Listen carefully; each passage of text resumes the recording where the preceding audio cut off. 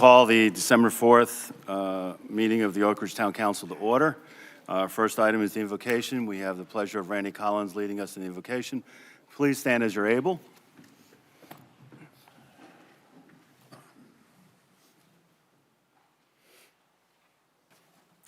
What a great night we have tonight.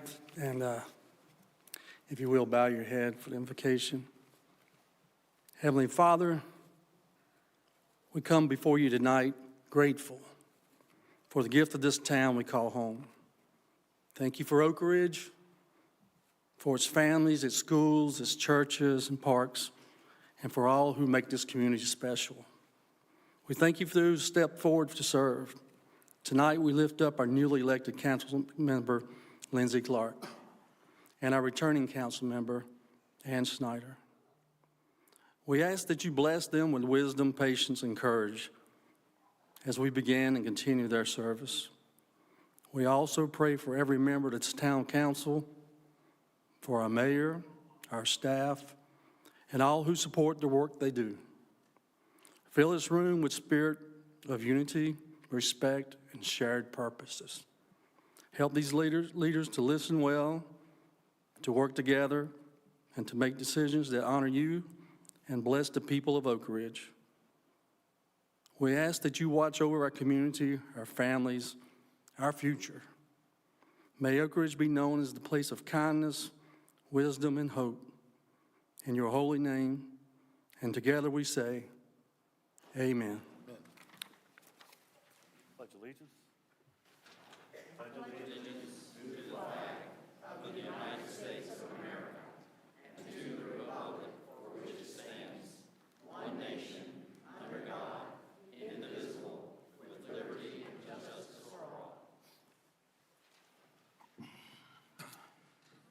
First item is to approve the agenda. Is there a motion to approve or amend the agenda?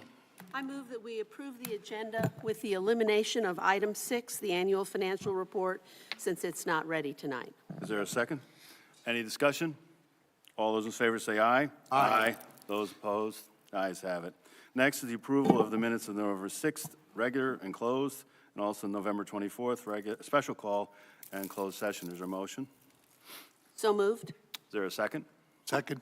Is there any discussion? All those in favor say aye. Aye. Opposed? The ayes have it. I believe we don't have a report from the sheriff, but we do have the crime statistics in the back. You're welcome to take a look at that. What's that? Oh, resolutions? Yes, sorry.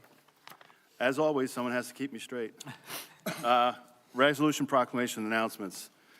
We have a resolution, proclamation honoring the life and service of Jerry Cook.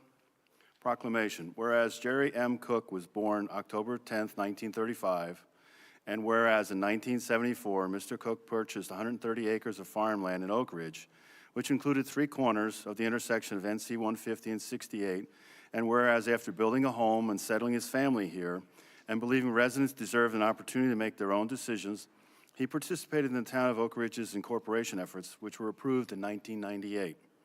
And whereas Jerry Cook was elected to the town council in Oak Ridge's first election in 1999, and he served until 2003. And whereas Mr. Cook eventually developed much of what is now commercial property in Oak Ridge, including the Village Store, Oak Ridge Commons, and Oak Ridge Marketplace. And whereas these commercial areas have supplied many of the services needed and desired by the citizens of Northwest Guilford County. And whereas during his long and productive life, he demonstrated dedication to others in countless ways, including membership of Oak Ridge Presbyterian Church and in the Northwest Guilford Kiwanis Club. And whereas the Town Council of the Town of Oak Ridge, North Carolina, notes with deep regret the loss of Jerry M. Cook and wishes to acknowledge and express appreciation to his family for his life of dedicated service to his community. Now, therefore, by virtue of the authority vested in me as mayor of the Town of Oak Ridge, North Carolina, I do hereby deem it an honor to extend this proclamation of recognition to the family of Jerry Cook and offer to the town sincerest condolences for their loss. In witness whereforth I have set my hand and caused the seal of the town of Oak Ridge to be affixed this 4th day of December 2025. Before I give the proclamation to Phyllis, would any of the members of council like to add anything? Mr. Harton? Just that Jerry was a recent friend, but a good friend. which was really an extension for a long friendship that he had with my wife's Uncle Bob.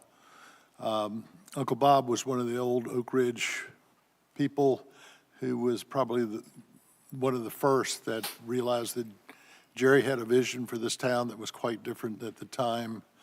And Uncle Bob supported him, and they became very good friends from that standpoint.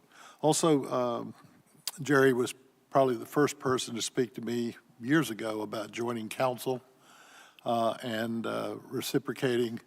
I made sure that next to my wife, he was the first to know that I was running 2 years ago. Ms. Schneider? Yeah, I haven't seen Jerry recently, but I've thought about him often, especially when I met with his son, Philip. And when I was first running for council, before, I spoke to him a couple times, and he was always fun, a little salty, a little direct, but he was the first person, a little similar to what you're saying, he was the first person to support my candidacy with a donation. And he was very encouraging when I ran the first time in 2017.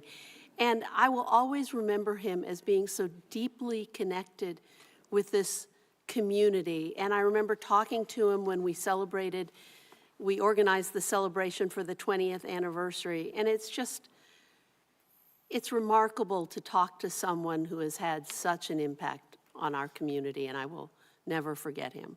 Thank you. Mr. Stone? A terrific gentleman, gentleman being the key word. I first met Mr. Cook next door at the fire station, because that was the town hall too, and that's where we had our town council meetings and planning and zoning meetings. And so, yeah, to say somebody's been here from the beginning, Mr. Cook had been here from the beginning. We owe him a lot. Mr. Greason? I just want to thank you for building the ABC store in the Commons, so. That's all I got to say. As Mr. Stone, I met Mr. Cook the first time at the firehouse, because that's where he held town hall meetings at first. I always appreciated his directness. I don't believe you ever really had to wonder where he stood. He was very forthright about where he stood on something. One of the most memorable things he mentioned is if you wanted to stop development out here, get your checkbook out. And I think that was very appropriate. He said, you know, development is important out here. And we benefited greatly from his vision. When I first moved here, it was a good 30-minute drive to go to a full-size grocery store. We now have a full-size grocery store. As some of you know, I bake as a hobby. So if I forget an ingredient, it's really nice to be able to run down and get that ingredient in about 10 minutes. So he's made a tremendous impact on this town, and his mark will last a long time after his passing. With that, I'd like to present this to Phyllis, his wife.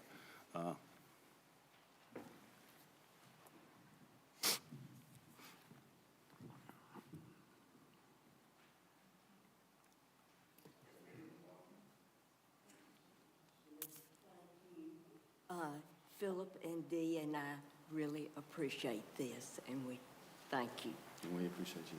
Take care. Thank you.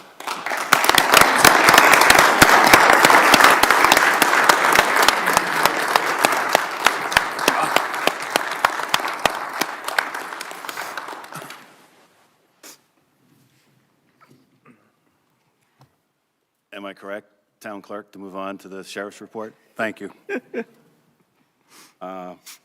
We don't have a report from the Sheriff's Department, but it is in the back in written form if you'd like to take a look at the statistics. I believe we do have the Oak Ridge Fire Department here, though, for a report. Yes, sir. Just step right up, and the floor is yours. We got the head guy. Yeah. Hello, everyone. If you don't know, I'm Chief Ken Gibson. Nice to be here. So I wanted to start by saying we did have a structure fire on Foxhound Drive Wednesday before the Thanksgiving.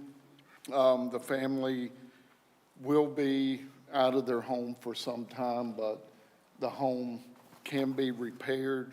We had 2 minor injuries. Stokesdale did send one to the hospital. So, and with the help of Stokesdale, Kernersville, and Summerfield, the fire was brought under control rather quickly. So that being said, we had a total of 88 calls for the month of November. Every month, EMS calls trump the numbers. It was 42, and part of that's due to staffing of Guilford County EMS. They're short like everyone else. So we usually respond on calls that normally we don't get dispatched to. We had 5 hazardous materials calls and 7 false alarm, 28 other calls which would be determined as service calls, whether someone locked out, animal rescues, et cetera, and 187.5 training hours for the month of November. Usually there's a safety tip. What I did, I printed it out. It's at the back. It goes with the theme of December as far as safety. So if you could please grab one of those. And also with the possible inclement weather tomorrow, I'd like to say, everybody, please drive safely if you have to get out. So, does anyone have any questions about any concerns or anything? As far as the fire department or open burning, we get a lot of calls on open burning. So, all right, that's all I Thank you have. so much. Appreciate it. Thank you, Chief. Thank you, Chief. We have recognition of outgoing council. Mr. Mayor Pro Tem, you asked to have the lead on that? Yes, sir. Would like to present to the town of Oak Ridge and to Mayor Kinnaman the following proclamation. Whereas the Town Council of the town of Oak Ridge, North Carolina, wishes to acknowledge and express sincere appreciation to Jim Kinnaman for his years of dedicated service to the citizens of Oak Ridge as a member of the Oak Ridge Town Council, and whereas Jim Kinnaman has put forth substantial effort towards improving the quality of life for the citizens of the town of Oak Ridge, seeking to make the community a better place, and whereas it is fitting to show appreciation when one has rendered such valuable service. Now, therefore, by virtue of the authority vested in us as the town council members of the town of Oak Ridge, North Carolina, we do hereby acknowledge Jim Kinnaman as a loyal and faithful public servant and express our deep gratitude to him for his leadership and dedicated service to the Oak Ridge community as a member of the town council from December 2007 to December 2011, from December 2013 to December 2017, and December 2021 to December 2025, and as mayor from December 2023 to December 2025. Be it further resolved that a copy of this proclamation be recorded in the permanent minutes of the town of Oak Ridge, and a copy thereof duly executed by the town council and presented to Jim Kinnaman. In witness thereof, we have set our hands and caused the seal of the town of Oak Ridge to be affixed this 4th day of December 2025. It is with our appreciation that we present you with this. Thank you. Appreciate that.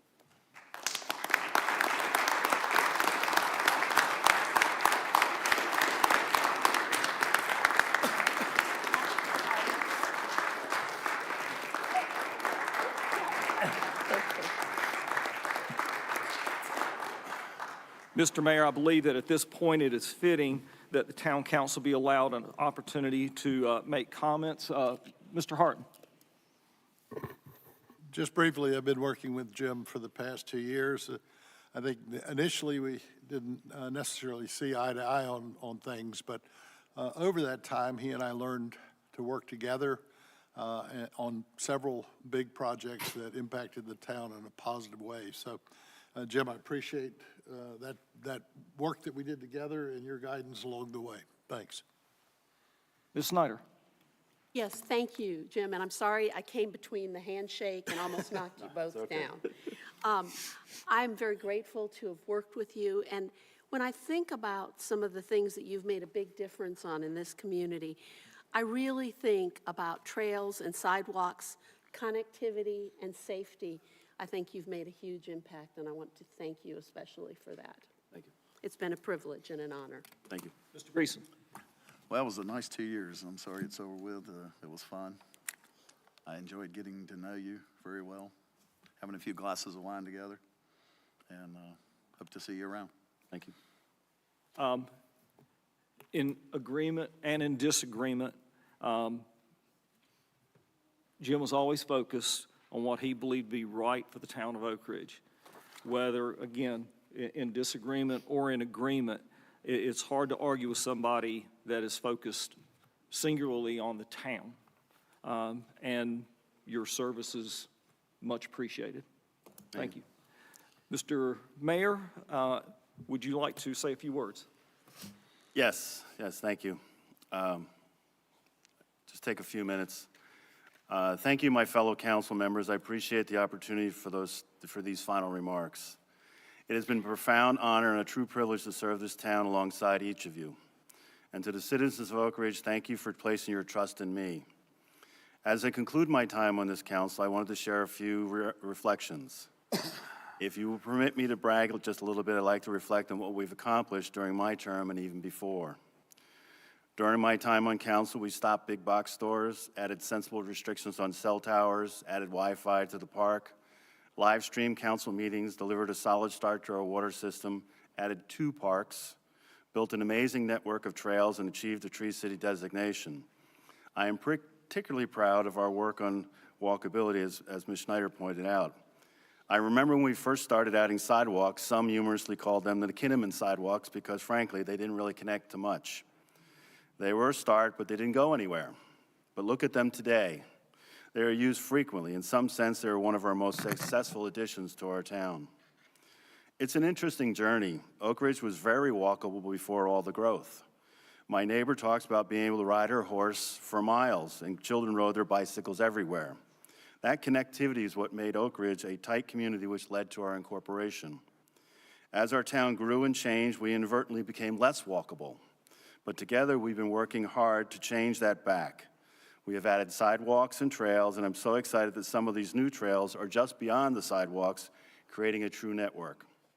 With just a few more connections, people on the east side of town could easily and safely walk to our shopping areas and our wonderful parks. So I implore you, my friends and colleagues, continue to make those connections, because a connected town is a safe town, a stable town, and a resilient town. I'm also incredibly proud of the clarity and transparency we have established in our support for youth sports. As I reflect on my service, one of the clearest lessons that has been in public policy, perception can often be as powerful as reality. I'm particularly proud of the work we did to bridge that gap with the new rebate program. For years, the town has deeply valued our partnership with the Youth Association. However, the financial support we provided was often hidden in the waivers or complex stipends. It was support, but it was invisible support. We changed that to make sure the town's contribution was undeniable and transparent. A campaign email this fall provided the clearest validation for why that change was so necessary. It claimed this was the first time physical money was coming back to the Youth Association.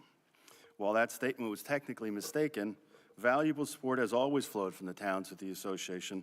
It highlighted exactly why the old system failed. People couldn't see the support.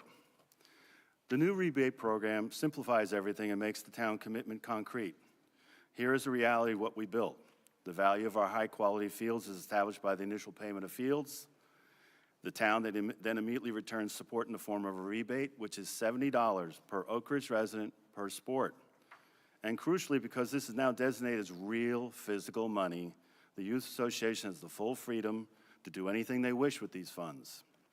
That mistaken campaign email actually confirmed that our policy was the right one. By moving to this rebate model, we have secured clarity for the town, ensured ORYA and receives flexible, tangible funds, and proven that Oak Ridge puts its money where its heart is, supporting our youth athletes. But beyond policies and spreadsheets, we must never lose sight of what makes this place truly wonderful. Oak Ridge is not just another zip code or a suburb on a map. It is a community with a soul. There is a peace here that is hard to find elsewhere. It's in the open spaces we have fought to preserve, the historic roots we honor, and the way our neighbors still look out for one another. It is a place where rural character isn't just a slogan, it's a way of life that we cherish. Whether it's the quiet beauty of our parks at sunrise or the bustle of community events, there's a warmth here that makes all the hard work worth it. We're stewards of a very special place. Of course, serving on this council isn't always easy. We've tackled complex issues, managed growth, and navigated disagreements. But through it all, I believe we have always shared a deep and abiding love for the town. We've worked to find that difficult balance between welcoming new neighbors and preserving the character that makes Oak Ridge so special. Continue to work to make Oak Ridge a town for all, and fight the calls to close the door behind you. I'm proud of the work that we've done to listen to our citizens and find the path forward. We all like to say the town runs on our volunteers. Please ensure that remains true. They contribute countless hours only due to their love of Oak Ridge. Before making any policy changes, please talk to each of the committees to get their input. They may not agree with what you end up doing, but at least they have felt heard. During my time on council, I've been blessed with an amazing staff that was always there with honest and reasoned support. They humored me with all my ideas. Some worked out and some didn't, but they always gave them full consideration. With them, so much has been possible. Make sure you continue to take good care of them. I also want to express my deepest gratitude to my wife, Carol. Public service is a commitment that the whole town makes, not just the elected official. Carol, thank you for your unwavering support, your patience during the long meeting nights, and for being my partner in this journey. I truly could not have done this without you. I am not stepping away from this community. I leave this post incredibly optimistic about Oak Ridge's future. We have a dedicated town staff, passionate citizens, and a council that I know will continue to serve with integrity. I look forward to my new role as a private citizen, though I promise to be an engaged one. I'll be cheering you on. And as always, please donate blood if you're able. Thank you, all of you, for everything. It's been an honor of a lifetime. Thank you so much.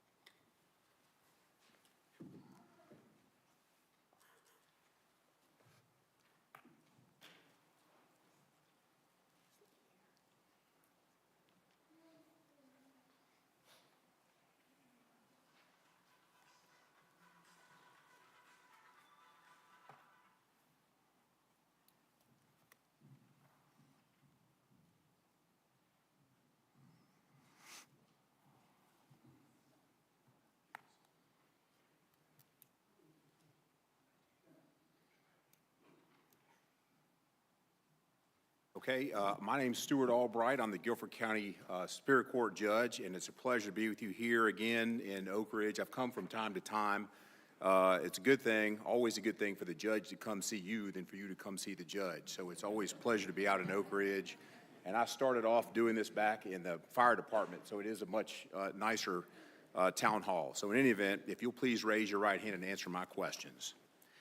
Do you and Catherine Snyder solemnly and sincerely swear that you will support the Constitution and laws of the United States? I do.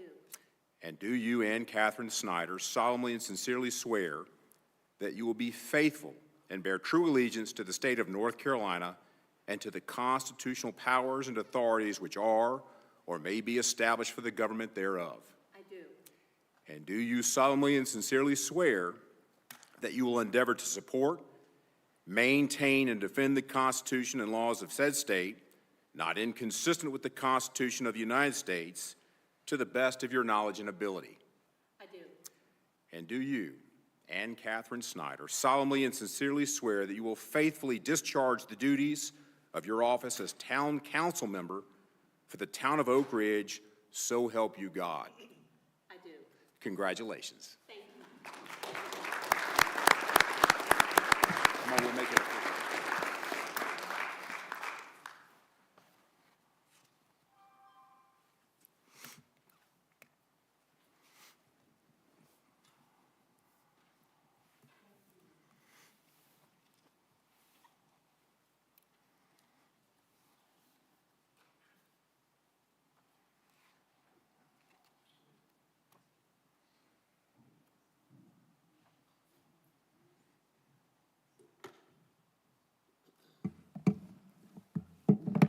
I'm John Hamilton. I'm a councilman here in Guilford County in the town of Summerfield.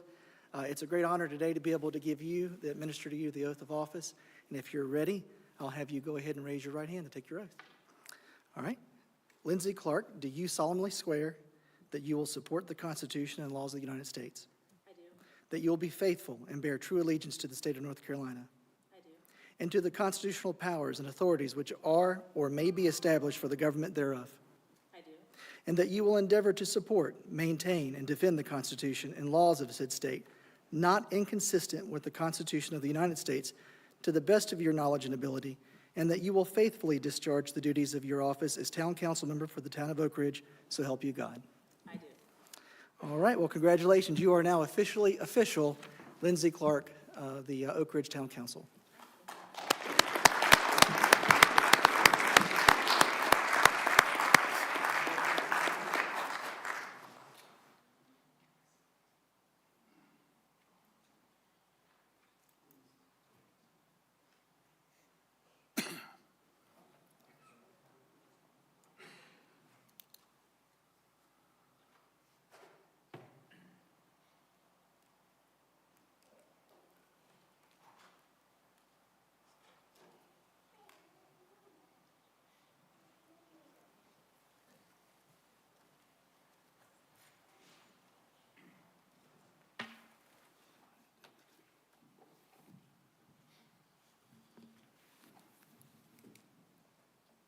Every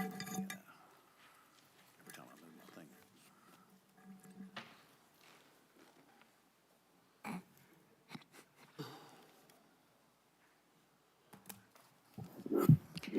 Council, I will now take nominations for the office of mayor. Madam Town Clerk, I nominate Councilman Jim Harton as mayor. Thank you. Are there any other nominations? Okay, we have one nomination for Jim Harton. All in favor, say aye. Aye. Opposed? Congratulations, Mr. Harton. You're now the mayor.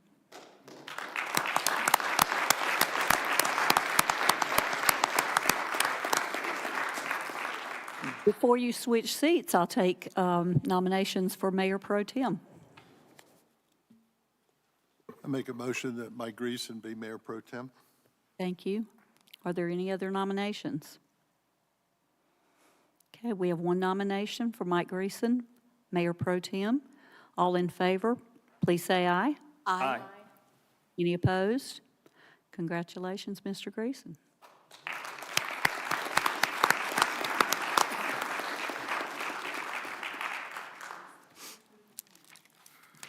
Going this way, it'll take me a while. Is this Ruthie's book? This is Jim Kinman's book.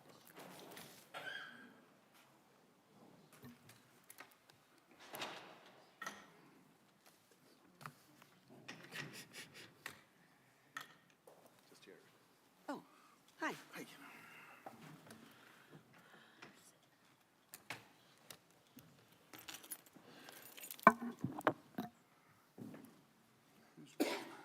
Literally swapping chairs. These are signed by Kinman, so we'll just get those to Sandra. Okay, great. Where to sit here? Okay.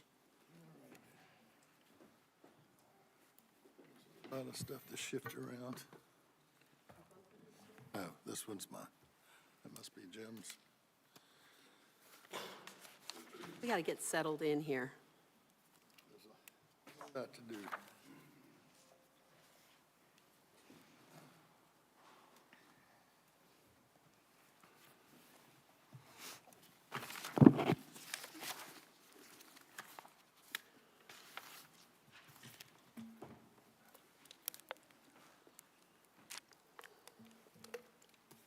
Congratulations.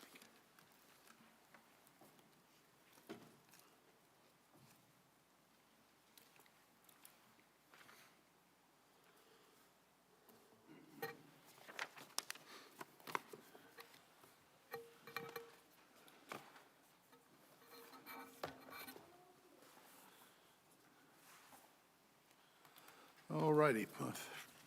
I'd like to thank my fellow councilmen for their nomination and support Apologize, there's a lot of stuff to do tonight, and a lot of paper that goes with it. So the next item on our agenda is a public hearing, a rezoning case, RZ 2504, from zoning AG to RS 40.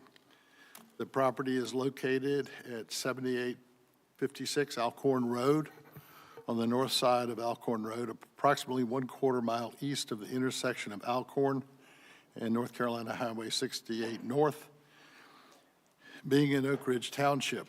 It is a Guilford County tax parcel, 162,804. It's approximately 25.4 acres and is located in the Jordan Lake watershed and is owned by Diana C. Yates.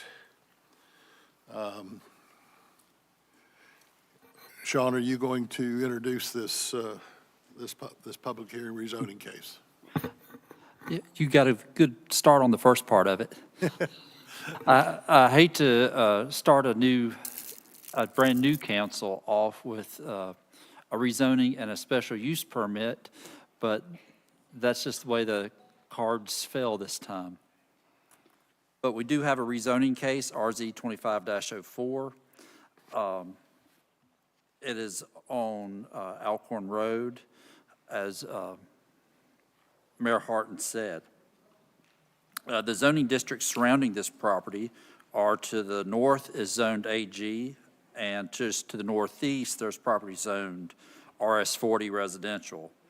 To the southeast and west of this, it is also all zoned agricultural. The RS 40 district is what we consider our base zone. It requires that a minimum of a 40,000 square foot lot, or as many people refer to it as a 1 acre lot. That is not a part, this zoning is not, this property is not part of any overlay districts. It is a part of the Jordan Lake watershed and the Greensboro WS3 watershed as well. The site does include floodplains along the northern border of the property, along what is known as Beaver Creek. Public water is not available, nor is public sewer. All lots are proposed that will be, if this property is rezoned and developed, all lots would be served by individual well. Landscape requirements per Article 9, Division 4, landscaping and tree protection requirements apply to this site. Off-street parking regulations, there are none. Tree preservation areas will be determined during the subdivision approval process. Alcorn Road is considered an existing collector street. Any new streets within this development, if it is approved, would be classified as existing collector as well. Any new roads in this development will also have to be built to NCDOT standards. Sidewalks are not required for this development, and a traffic impact study is not required by the town. However, NCDOT, at their own purview, may require one. And to address our land use plan with this, it does meet Objective 1.2, which recommends RS 40 zoning for development on tracts outside of the town core with marginal environmental, agricultural, historic, or community open space value. And also, within our comprehensive pedestrian transportation plan, the town of Oak Ridge existing proposed facilities map from the pedestrian plan does show a proposed trail following along the Beaver Creek and a proposed paved shoulder along Alcorn Road. And if I had a clerical error that originally referred to this as Reedy Creek, but it's actually Beaver Creek. So if you want to correct that in your reports that you have. Staff recommendation. The proposed request is consistent with the recommendations of the Oak Ridge Future Land Use Plan, and staff recommend approval of the rezoning application. This case was heard this past Tuesday, the Planning and Zoning Board, and also within your staff report is the written recommendation addressing comprehensive land use plan consistency and other appropriate matters. The Planning and Zoning Board recommended approval of to Town Council the application for rezoning. The proposal is consistent with the adopted land use plan. It is also reasonable and in the public interest. This motion was made by Ron Simpson. It was seconded by Brad Rentz, and then was approved by a vote of 6-0 in favor of this motion. And that completes my staff report, Mr. Mayor. Thank you. Are there any questions by council? Okay.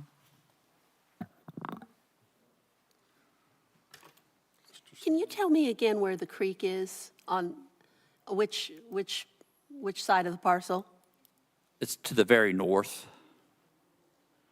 Okay, thank you. It's, since many of you, it belongs to a former council, along the border of our former council member's property, Doug Nodine. You're right. Thank you. Appreciate that. Okay, so no further questions from council? Okay, is there a motion consistent with the recommendation from the Planning and Zoning Board to approve this? We need to do the public hearing. Oh, sorry, I'm We need sorry. to open the public hearing. Forgive me, first time. Hang on. Covered that up. Okay, so yeah, I'm sorry. We'll go into a public hearing at this time.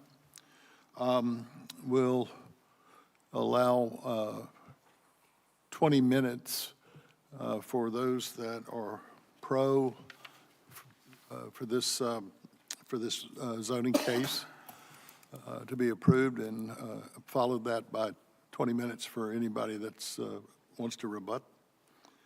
And we'll ask that individuals try to condense their comments to 3 minutes, first stating who you are and where you live in Oak Ridge. And we will start that way and finish that way. Afterwards, if there's additional time, we will have 5 minutes of it on the pro side, 5 minutes on the rebuttal side if needed. So we'll start with those that are for this zoning case as stated and presented by Mr. Taylor. Yes, sir. Good evening. My name is Craig Fleming. My address is 4196 Mendenhall Oaks Parkway in High Point. I'm here representing Perkison Lane LLC. That LLC is a partnership between myself and Brian Disney, who's here, who signed the application, and his brother Mark Disney. Brian and Mark are longtime residents of Oak Ridge. They grew up here. And we've done a lot of work with their family in the past. Thank you, Sean. Did a great job with the presentation. I'll just maybe make a few extra points about why we believe this is an appropriate land use. There are two, can't see them now, but there are two additional parcels of land that are very near this parcel that are directly due east. There you go, thank you. You can see the two subdivisions that are directly due east of this parcel. The reason we believe that this is an appropriate use is because it's very similar zoning to those tracts. It's a similar size. I think Beaver Creek is about 23 acres. Subject property is about 25 acres.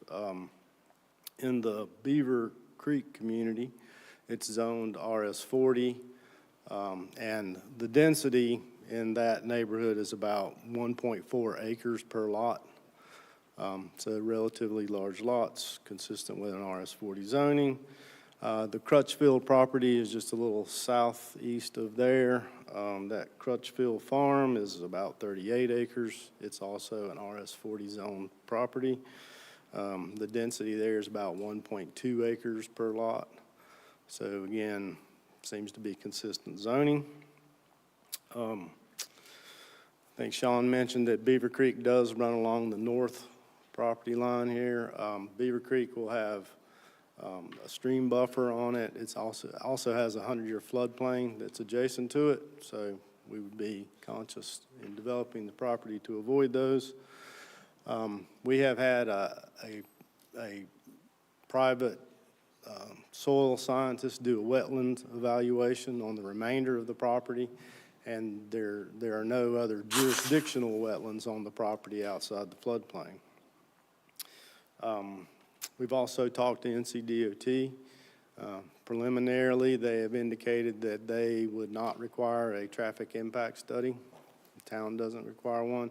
However, any kind of development, driveway, roadway that gets built will be subject to NCDOT's review and approval and compliance with all their safety regulations and all of that, should it be rezoned. That's really about it. You know, if this property were rezoned and we were to come back with a subdivision plan, that subdivision plan, in addition to being required to be in compliance with all of the town ordinances, it's also going to have to comply with state NCDOT ordinances, Guilford County Health Department ordinances, erosion control, state ordinances and regulations. So, yeah, we're aware of all that. We have a fair amount of experience with developing property around Guilford County. And we feel like because of the surrounding property and the nature of this property that RS-40 is an appropriate land use. So we would appreciate your support on that. Be glad to answer any questions that you have. Just a quick one for me for orientation. More or less at the center, bottom, just confirm that's the historic AI church. Mike, you might be able to help me. Yes. No, but I mean, I'm just trying to, Oh, yeah. that's where the historic AI church is, so I now pretty much know where you're talking about. Yeah. Okay, right. Okay.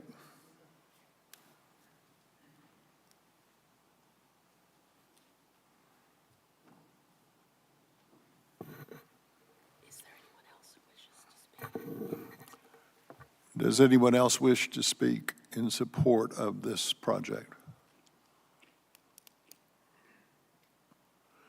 Is there, well, that being the case, we'll stop there.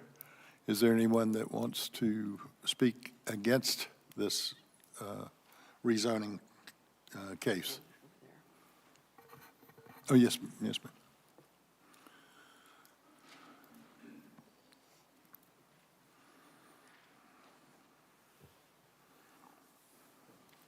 Good evening. My name is Terry Moore Painter, and I live at 7875 Alcorn Road, and I have lived there since 1978. I just want to say how grateful I am for the land use work that all of you have done to preserve the integrity of Oak Ridge as a community. And I also want to say that I'm confident that the developers bring that same good intent to the proposal that they're making. However, tonight I want to speak as a resident, a long-term resident of Oak Ridge, and a neighbor to the proposed development on Alcorn Road. And I want to raise two primary concerns. The first concern has to do with traffic on Alcorn Road. In the 47 years that I have lived there, I have seen multiple accidents occur on Alcorn, resulting in cars in ditches, resulting in my mailbox being knocked down many, many times, resulting in fences being damaged, and resulting in cars landing in Reedy Fork Creek. I'm concerned about the impact of adding 17 to 21 more households whose access to their homes would be directly off of Alcorn Road. And it would be just after or before the curve on Alcorn, depending upon which way you're traveling. And if you're coming from Reedy Fork Creek, there is almost what I would certainly consider a blind curve. I can't tell you how many times I've come around that curve and almost hit a deer in the road. Now, I know that DOT is primarily tasked with assessing traffic issues, but I think it would be entirely appropriate for you as the town council who cares about safety in our community to call for a study of the impact that additional traffic would have on this stretch of Alcorn Road and what might be done to assure safety there. Perhaps a turn lane might be required in the development, or perhaps dropping the speed limit from the current 45 miles per hour to 35 miles per hour. Secondly, those of us who live in that neighborhood on Alcorn Road depend on private wells and private septic tanks, and we get our water from the aquifer that flows below us. There have been reports this summer that there are communities in northwestern Guilford County where wells have gone dry. So the second request that I would hope that you as a council would take up would be to make a call for a water impact study that assesses the impact of 21 more wells and 21 more septic tanks in that particular area of Alcorn Road.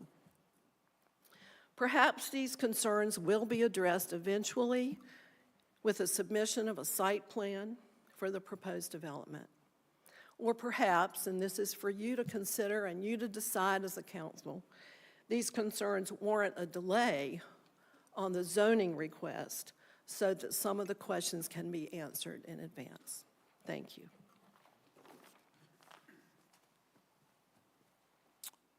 Thank you. Is there anyone else that would like to speak in rebuttal? Yeah, Ms. Speak in against. Opposition, thanks, Counselor. So I'm not saying for it or against, but I know our community, Randy Collins, 4514 Peoples Road, which connects to Alcorn. One thing I don't think, unless you live on Peoples Road, that connects to Alcorn, realize at this time, if you come at 5 p.m. and you're coming from 73 to Oak Ridge, where people, that right turn, everybody tries to get off on there, what's happening, the traffic from Oak Ridge is being backed up to Peoples Road. And what I can see is, I fought to get the speed limit reduced years ago to 35. That has not helped any at all. So what's happening currently is when that traffic starts backing up, everyone's shooting down Peoples Road, trying to get to the stoplight on Alcorn and 68 to get in front of the traffic. So I think with the addition of the extra houses, without a study, it'd be interesting to see how much more traffic on Peoples with our kids, on bikes and stuff there, trying to skirt 68's traffic to go around, how dangerous that could be to not only Peoples Road, but Alcorn as well. I know I got a granddaughter that goes to elementary school here, and if anyone's ever done parent pickup or grandparent pickup, you realize how crowded our schools are. And I'm not sure, I know it doesn't fall in your jurisdiction, but the county, as far as checking on the school population, what that would add, even though it's, 20 houses, usually 1.5 students from a house usually come to that community to go to school, but some type of study for that as well. But just the impact we would see from on Peoples picking up additional additional traffic, excessive speed, may be harmful to our community there. But that's all. Just want to recognize that. Thank you, Mr. Collins.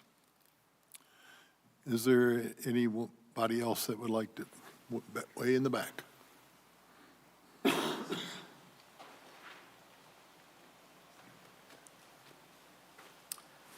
Hi, my name's Don Harder. I live on Bison Drive, just to the right of what you're talking about. I've lived there 14 years, and in those 14 years, I've seen Beaver Creek probably widen 6 to 8, 10 feet wider than it used to be. Dozens and dozens of trees have been washed into the creek. It floods usually every couple of years. That whole drainage area back there floods. It comes up probably within a few yards of my back lawn. So I'm very concerned with additional runoff into the creek. I'm sure development up on Stafford Road has also contributed to water coming down in the creek. But it does flood every couple of years in the hard rainstorms. And like I said, that creek has widened tremendously in 14 years I've been here. And it floods, it's not only flooding, you couldn't walk back there, you get washed away in the flatlands down there. So that's my concern. I'm not so much concerned with the, development. I'm pro-development, but I'm concerned my house gets flooded. So, thank you. Thank you. Anyone else? We ask for additional positive? Okay. And then we ask for Oh, rebuttals to the front. okay. Hi, Andy Michaels, 8216 Hunting Cog Road. Not really for or against, but I think the point is that we probably all have driven on that road, Alcorn. That is a curve. And the idea that a entranceway or two are going to be right on that curve is a safety issue that, she brought up that I think is a valid one, that maybe you do need extra turn lanes or something in order to make that happen. I don't know what that would involve, but I think it's an excellent point, and I would agree with that. That is a concern for safety for our area. Thank you.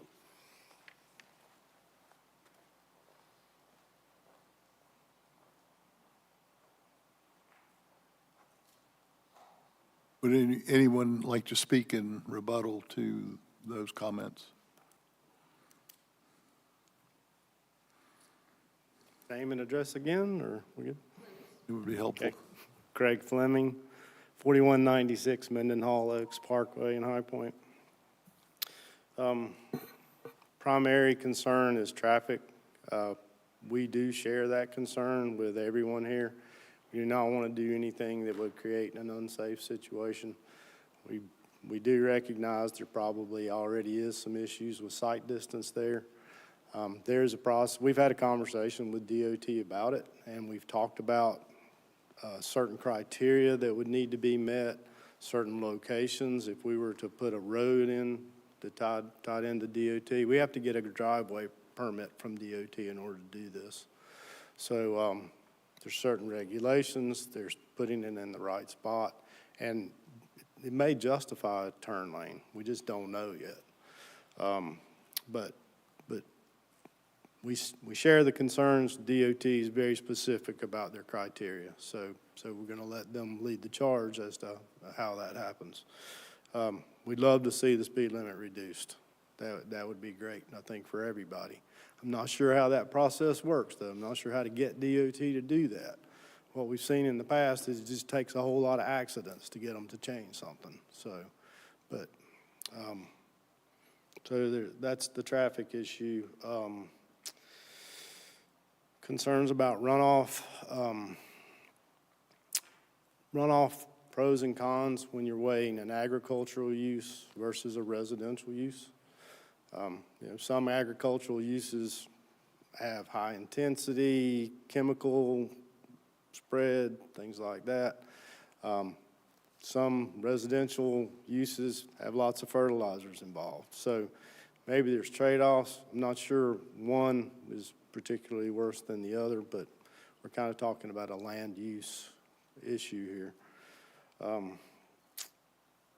The other thing to consider is in a residential type of development, it is very, very highly regulated. I mean, the town has a whole bunch of ordinances, the county, the state, federal government. There's lots of regulation in building housing.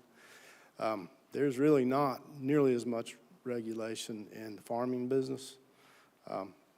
Rightly so, farmers need the flexibility to grow and produce and all of that, so it's rightly so. But Mike can consider if you're concerned with pollutants and runoff and things like that, that housing might be an easier on the environment. That's really all. I'll be glad to answer any other questions that you have.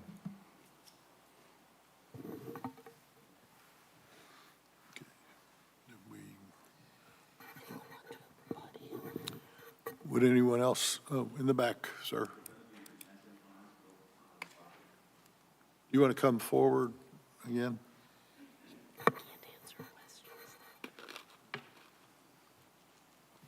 I want to know what they're doing for water remediation. Are there going to be retention ponds built on this property? No.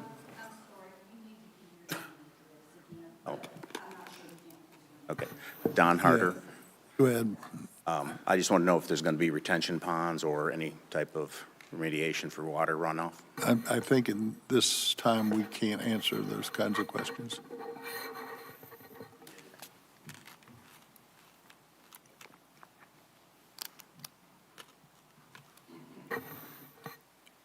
Any other comments and rebuttal to? Okay.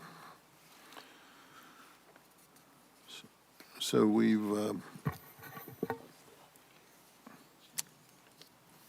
have the issues. Any further questions from council?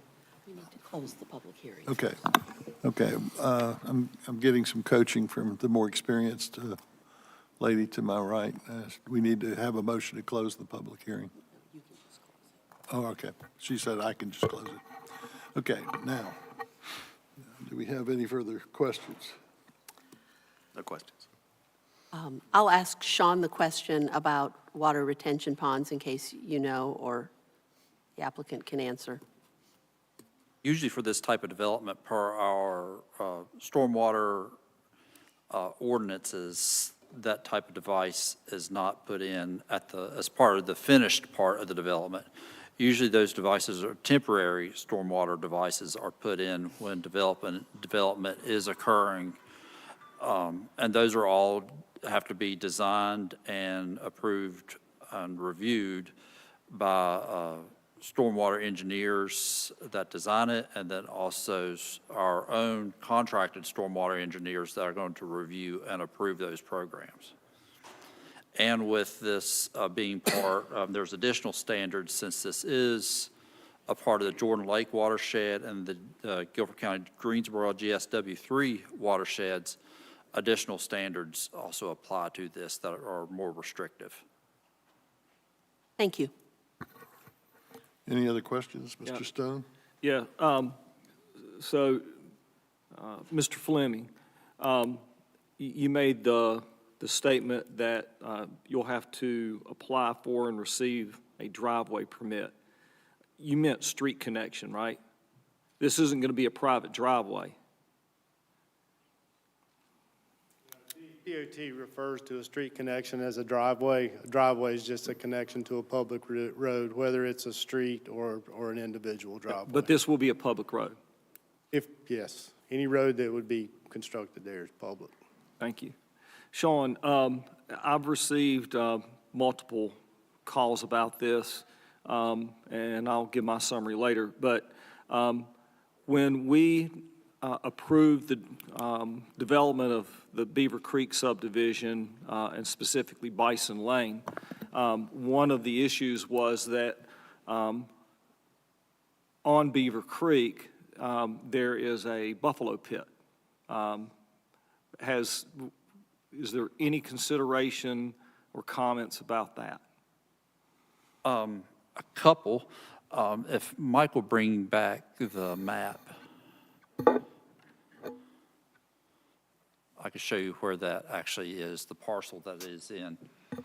If you're familiar with the small subdivisions that's to the right of this property, there's a large parcel right there just above that to the, what would be kind of the northeast of that. That is, when the Beaver Creek subdivision was developed, that was dedicated as open space, and that parcel was dedicated to the town of Oak Ridge. It contains flood zones, and also the buffalo pit is part of that. What is known as the historic buffalo pit is within that parcel. So it's not on this not on the parcel we're considering tonight? It is not on the parcel we're considering tonight. So that is parcel, what is that, 162788? My optometrist would be impressed if these glasses work. Just impressed. Yeah. Thank you. Better like this, better like this, better like this. Okay. All right, thank you. So that resolves that. Floodplain, there was comments raised tonight and also that I've heard. Part of this property is within a floodplain. That's going to reduce the total number. I understand in a rezoning, and I think most people do, is that there's 25 acres, so they'll ask for 25 lots. That doesn't mean there's going to be 25 lots because of the floodplains and development and the streets and everything else. Is that correct, Mr. Fleming and Mr. Disney? Right. So I understand why we picked the number that we do for this. All of this will be fleshed out during the subdivision plan, correct? That's correct. So right now, we're just dealing with the straight-up AG to RS40. That is correct. And that's what I wanted to clarify for everybody. Thank you. Ms. Clark, any? Yes, a question of clarification. So mentioning the connection to the main road, would the DOT assess if the turn lane was needed at that point? Sorry, would the DOT assess if a turn lane was needed at that point when they're doing the permit? Okay.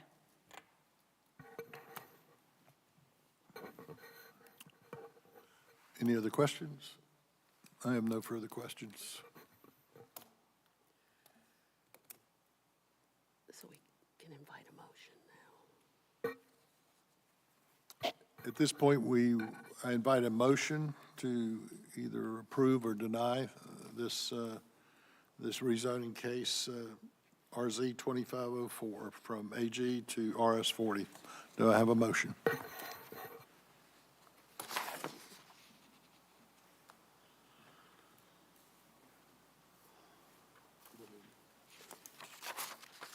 Okay. I move that we approve proposed zoning amendment AG to RS40 based on the following. The proposed zoning amendment is consistent with the adopted comprehensive plan of the town of Oak Ridge.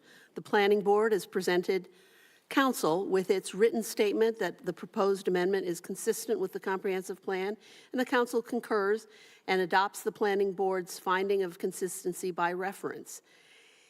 And the proposed zoning amendment is reasonable. The council considers it reasonable because the report of town staff finds the proposed zoning amendment to be reasonable and is adopted by reference. The council further finds that the proposed zoning amendment is reasonable because it meets our ordinances as proposed. And the proposed zoning amendment is in the public interest because the report of the town staff finds it to be in the public interest and is adopted by reference. And I'm using language that is prepared for us in advance, so I apologize for that. I will also elaborate after the motion is complete. Is there a second? Second. I'll elaborate now on why I support this. I agree that we have some safety and traffic hotspots in Oak Ridge that we need to continue addressing. We tried to do this on Haw River Road. We need to look at those reports, see how that the speed limit sign is working where it shows, your speed now, and see if that would be appropriate. I would fully support, and we've done this before, as in Mr. Collins's neighborhood, and in others where we've lowered the speed limit, and if the town is an advocate for that and the neighborhood advocates for it, we know we can get it done. I do agree that this is a tricky road. I think this isn't the trickiest spot. The trickiest spot is that Crutchfield Farms or Beaver Farms entrance. My life passes before my eyes every time I turn in there. I think this is on a broader part of the curve. I am confident that NCDOT can find the right way to do this, the right placement of the entrance to the new neighborhood. The water, I forgot to ask one question of Sean. When you do individual wells, do they do drawdown tests, or is it that just for a community well? For what would be publicly knowledge would be for a community well would become, Okay. but as far as the private individual wells, No, okay. Water is typically a problem, from what we know from past regional water system, water studies in Oak Ridge. Water is typically a problem just getting to it. It's there. We have a lot of water under Oak Ridge. The problem is that sometimes it's difficult to get to the rock through it. But that's a challenge for the developer, and I'm sure they've done this before. Runoff, I believe it's very important for neighbors like Mr.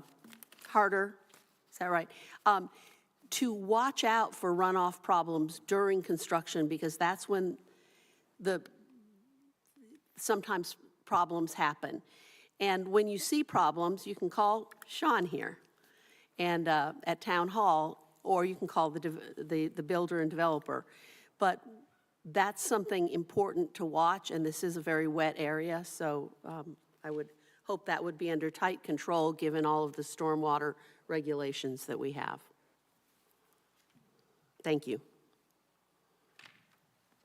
Okay, we have a motion We have the motion and the second. and the second. So then he can speak. You want to speak as a second? No. Okay. Mr. Grayson, no comments? No comment. Okay. Well, if we have a motion and a second. yes. May I make a comment? Yes, sir. Mr. Thank you. So RS-40, by definition, is the lowest density that we have in Oak Ridge. Obviously, agriculture is what it is, but when we're talking about protecting property rights for the reasonable use and development of an individual's property, RS-40 is as low as we go. We don't have an RS-80 or anything else. So when you consider from a standpoint of somebody that owns a large parcel of land, whether it's 25 acres or 250 acres, going to RS-40 is going to have the least impact on the property, on the land, on the area of all the zoning opportunities that there are in Oak Ridge. If we believe in property rights, then, people have a reasonable expectation to be able to use their property to develop it as they see fit within the ordinances. And this fits within the ordinance in that way. That's the reason I'll be supporting this. Ms. Clark?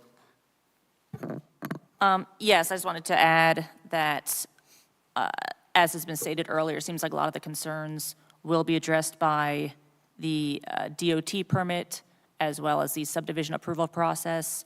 So, as far as having houses, the proximity to the floodplain, dealing with that, the tree conservation, addressing that, as well as the DOT assessing any turn lane need, I think that will help some of the issues raised. But like Mr. Stone said, as far as rezoning, that's a different issue, so. Okay, no further comments? So we have a motion and a second. I would all in favor of the motion? Aye. Aye. Any nays? Okay, so the motion carries. Thank you. Congratulations. Congratulations.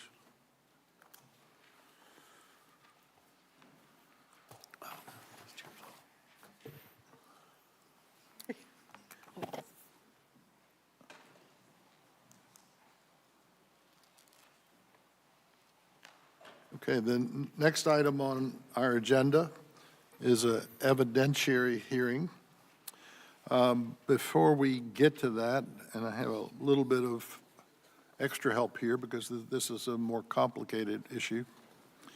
So before we open the evidentiary hearing for special use permit case SUP 2501, a request for an event center in the RS-40 zoning district. I'd like to offer a few comments to help the public and this council clearly understand the nature of tonight's proceedings. This hearing follows a quasi-judicial process, which means that the council must base its decisions solely on competent, relevant, and substantial evidence. This includes written materials submitted by the applicant and available on the town's website, sworn testimony from the applicant or their representatives, sworn testimony from others who can offer relevant facts. As part of this process, council must identify factual findings, known as findings of fact, and then determine whether the application meets the town's requirements for event centers under Section 30-1048 of the town ordinances, as well as the general conditions for special use permits under Section 30-302. These standards exist to ensure that any special use permit is compatible with the surrounding area, which in this case is an RS-40 residential district. Council cannot base its decision on our personal opinion or the opinions of those who speak tonight. We are limited to factual evidence that is competent, relevant, and substantial, and that directly addresses our ordinance requirements. The testimony council may consider is also limited. Council may hear from the applicant and witnesses for the applicant, including expert witnesses, town staff, members of the public who can show standing, meaning that they will suffer special damages or provide relevant facts and witnesses for such persons with standing, including expert witnesses. Other witnesses who can present competent material and substantial evidence that is not repetitive and is allowed by the board. All testimony must be taken under oath and is legally binding. Because of these restrictions, we may not be able to hear from everyone who wishes to speak.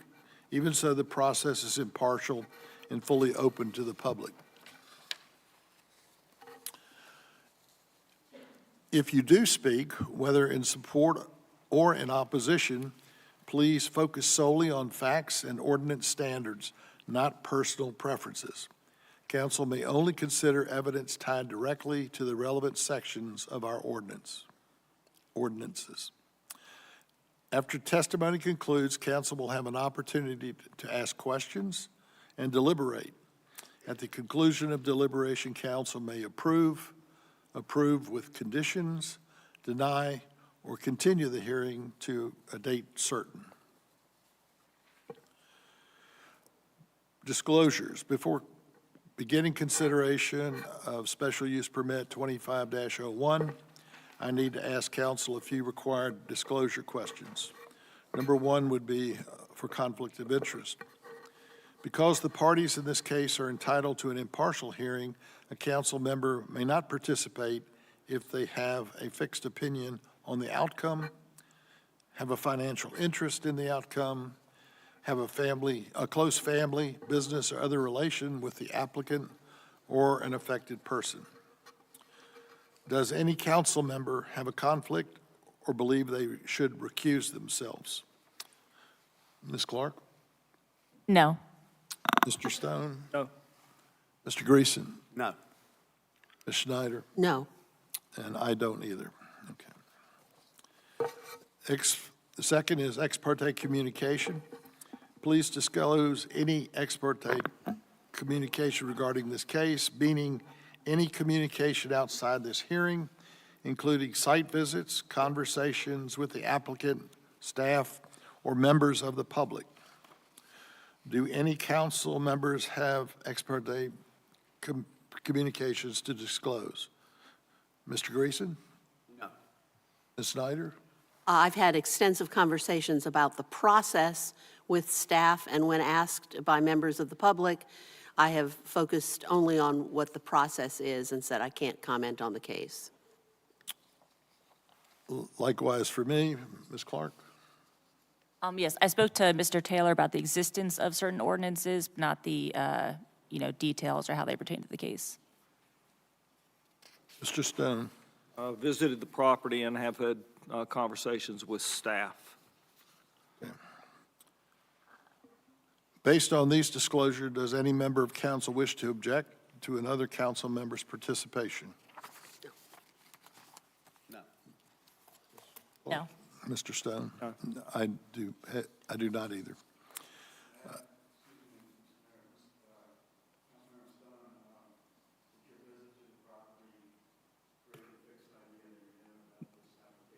No, sir. Okay, at this time, we will turn to the staff for presentation of the application. Yes, sir. I'm before staff's presentation, actually before the case begins. I'm required by, under my ethical duties to the state of North Carolina and the State Bar, to advise you as follows. Pursuant to the 2007 Formal Ethics Opinion 3, which was based in turn on the Authorized Practice Advisory Opinion 2006-1 concerning unauthorized practice of law at quasi-judicial hearings. I'm just going to, the shortest thing for me to do is read you this paragraph from the 2007 Formal Ethics Opinion. In Authorized Practice Advisory Opinion 2006-1, appearances at quasi-judicial hearings on zoning and land use, the Authorized Practice Committee of the North Carolina State Bar was asked whether it is the unauthorized practice of law for an individual who is not an active member of the State Bar to appear in a representative capacity for a party in a quasi-judicial hearing before a planning board, board of adjustment, or other body of local government. In the opinion, the Authorized Practice Committee observed that a hearing on an application for a special use permit or for a variance under zoning ordinances is quasi-judicial in nature, noting, among other things, that evidence is formally presented, witnesses are sworn, testify and cross-examined, the body has the authority to issue subpoenas, a record is created and preserved, the decision must be based upon the evidence presented and include findings of fact, and the decision is reviewable by an appellate court based solely upon the record of the proceeding. The committee also observed that the law is clear that an appearance on behalf of another person, firm, or corporation in a representative capacity for the presentation of evidence through others, cross-examination of witnesses, and argument on the law is the practice of law. The opinion concludes, therefore, that appearance in a representative capacity at such quasi-judicial proceedings is limited to active members of the State Bar. Now, having said that, the opinion goes on to address the specific case, as in the situation of myself, an attorney advising the board, as to what happens when it appears that a party, an applicant in a quasi-judicial proceeding appears to be represented by a non-lawyer, which is the case this evening. As soon as such a lawyer determines that a non-lawyer is appearing in a representative capacity for a petitioner, such a lawyer must inform the City Council of the holding in Authorized Practice Advisory Opinion 2006-1 and advise the council on the legal implications of the opinion. If the council decides to proceed with the hearing despite the advice of such a lawyer, the lawyer may continue to provide advice to the members of the council on any matter that arises during the remainder of the hearing. So I have alerted you to the advisory opinion and what the gist of that opinion is. Both opinions leave it, and I'm so advising you, in the discretion of the board to either require under such circumstances that an applicant, and here you have an applicant for a corporation, an LLC, which by law in the courts of North Carolina has to have a lawyer. This is broader than that and talks about any representation as an advocate for other parties. But the opinions make it very clear, acknowledging the situation in municipalities, and particularly smaller municipalities, relying on the presentation of evidence for these types of proceedings by lay persons or by professionals on their own without a lawyer, that is a reality in North Carolina. And in short, and it is my advice to this board, that it is in the discretion of the board to require an applicant in such circumstances to have a lawyer or not, and to effectively waive that requirement for this board's purposes, believing it can hear the facts based on presentation without a lawyer. And having discharged my duty, I leave it to the board to make that decision.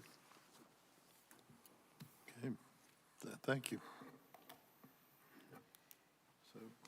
Do we need a motion on that? Or do we just choose to act on it or not?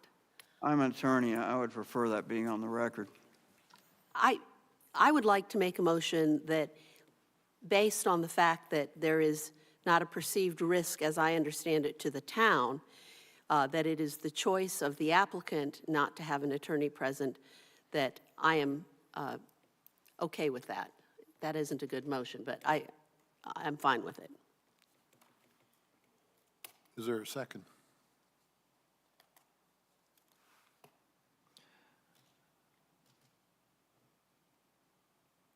Evidently not.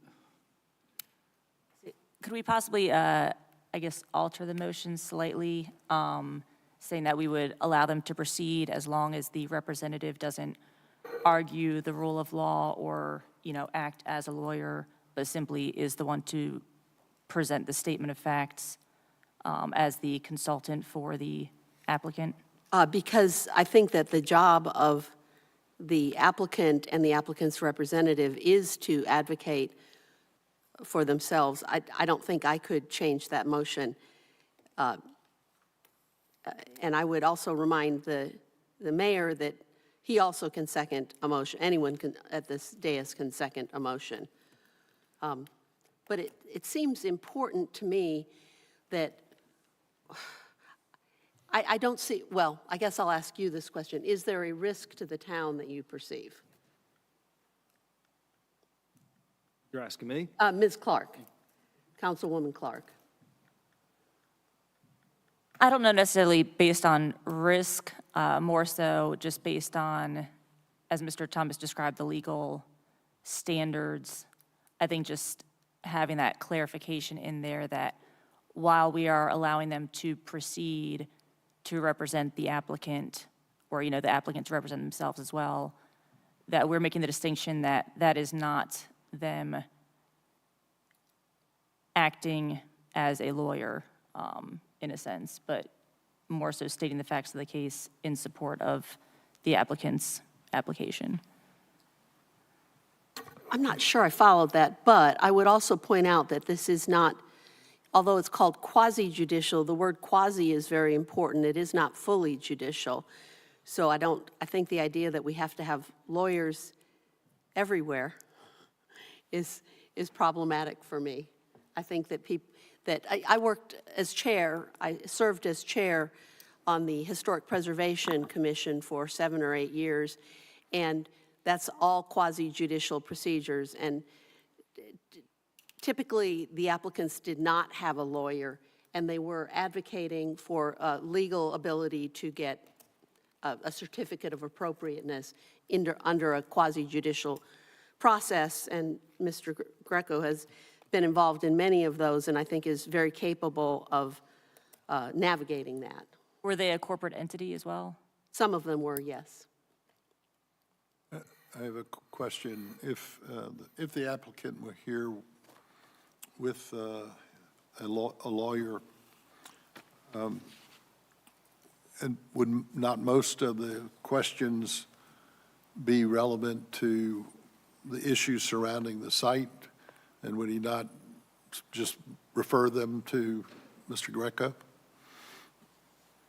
Possibly, and I think the distinction Ms. Clark's making is between simply presenting factual matters, which Mr. Greco is, as we all know, quite competent to do, and others, I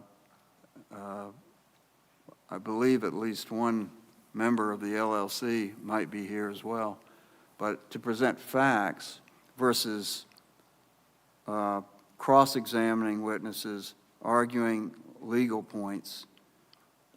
In other words, basically presenting facts and leaving it with this board to make a decision on the application and the findings without hearing legal argument as to those.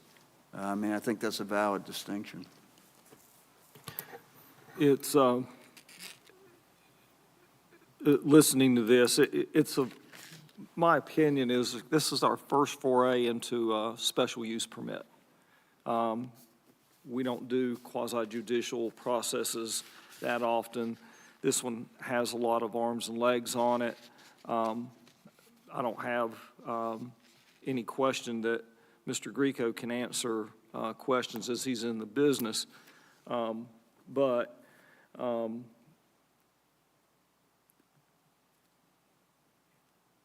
the statement that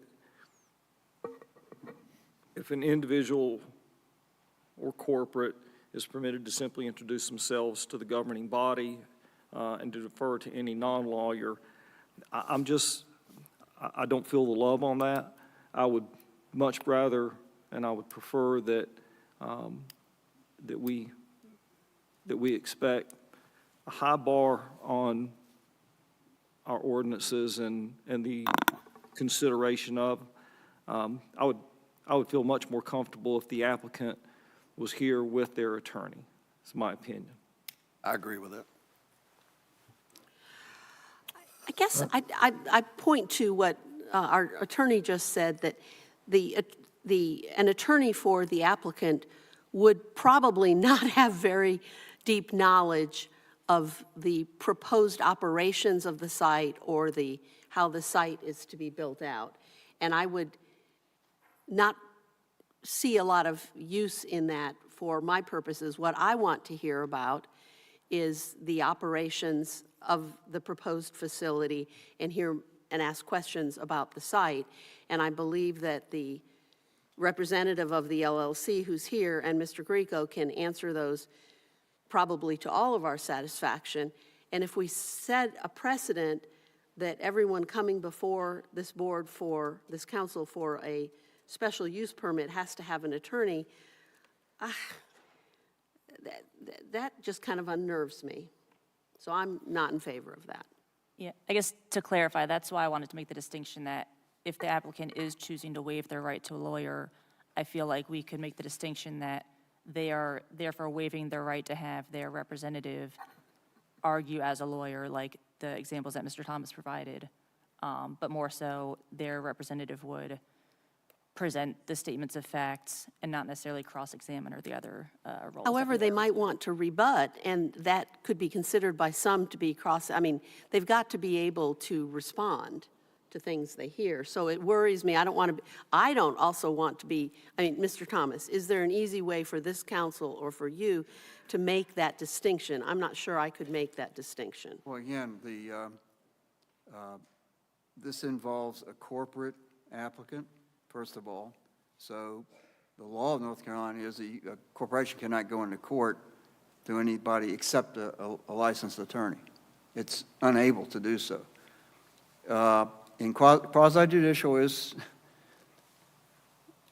a court proceeding under North Carolina, but it's not a court. But it's not court. It's a little looser, but nonetheless, you have legal requirements because you have to adjudicate facts. You have to find facts. The underlying use has already been legislated. That's done. But the use cannot be allowed for this without a special permit because the development ordinance says so. And you can only do that based on facts. And fact-finding is what courts do. That's what courts do. And then they base a decision on those. So you've got a corporate applicant, but let's say you have a non-corporate applicant, an individual. There again, it could be an unauthorized practice if somebody else is speaking for that individual, but if the individual shows up and says, that's me, it's my application, and I'm going to let these other people talk about the facts, that's their call. Getting into cross-examination and that type of specific legal work, as Ms. Clark was indicating, that implicates practice of law. if you're just presenting as, you were saying, Ms. Schneider, about just presenting a position without cross-examining somebody else, again, that's why I think the opinions give boards the latitude to effectively waive requiring an attorney and letting it come forward just on a straight-up presentation. So once again, unfortunately, it goes back into the board to decide. Do you believe that we can make a distinction, as Councilwoman Clark is indicating? I'm not sure I heard that. Probably, yes, in that simply to keep the presentation to an individual's factual presentation and not engage in examining witnesses as such, or presenting experts, or calling witnesses and asking them questions. Again, the opinions anticipate the situation where surveyors or architects or others will come into the hearing and simply talk about the application and sit down and answer any questions the board has. That appears to be an acknowledged reality and acceptable as far as the opinions go. Well, then, I withdraw my motion, which died for want of a second, and open the, Well, I wasn't quite done. Following the procedures that were provided, essentially, it's the staff presentation, the applicant testimony, other testimony from other parties with standing, other witnesses, then questions from counsel to that group. And then there's the responses, rebuttals for parties with standing. And I guess that's where I have concern or bewilderment, because at that point, it seems like there is some kind of cross-examination or not. That's as much a statement as more of a question, really. And I'm sorry, I don't mean for this to get into some kind of hyper-technical discussion. It wouldn't be a cross-examination if you're not actually asking a witness in a Q&A setting. Just to step back up and further present is not what's being talked about here. It's not. so a pure rebuttal of a point, Would not be. it would not be cross-examination. And that's why it's in your discussion. Well, that being the case, then I would second Councilman Snyder's motion,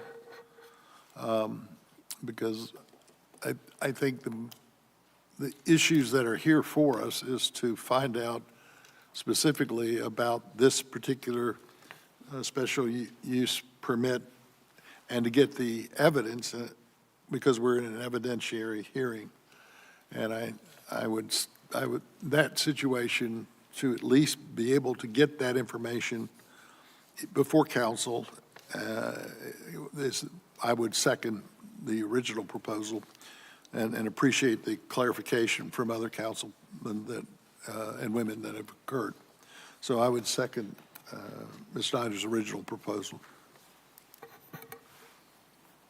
Well, I will say she withdrew that motion, but I began withdrawing it, so, but Yeah. I see that you wanted to, so should I make a fresh motion, or would you like to do it? yeah, I would like there to be clarification of the basis of why we are allowing it to proceed and the reasoning behind that. So I could say, sure, I'd like to make a motion to allow the applicant to be heard with their chosen representative, with the understanding that the representative would not be practicing law, would stick to the statement of facts and rebuttals as needed. Second. Okay, we have a Thomas, do you motion. have any input on that? Oh, with the understanding, not engage in practice law, meaning not engage in cross-examination and legal argument. Correct, yes, would not engage in cross-examination and legal argument. I'm all for postponing it personally. I Okay, think but we have a motion and a second, so we need to deal with that first. Well, no. We can have discussion. Yeah.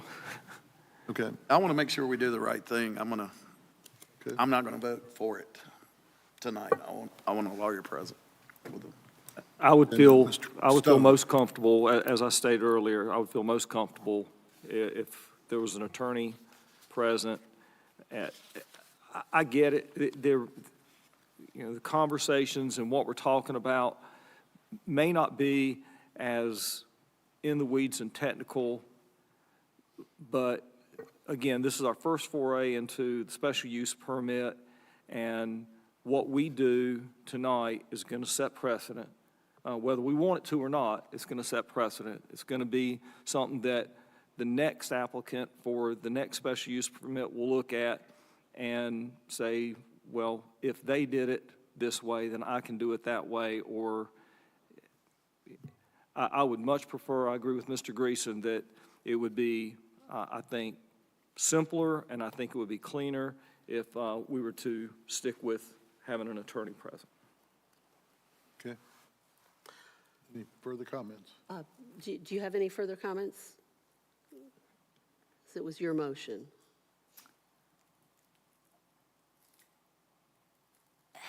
You know, I am honestly torn. I almost wish we could speak with the applicant perhaps, but, so I guess, Mr. Stone and Greason, you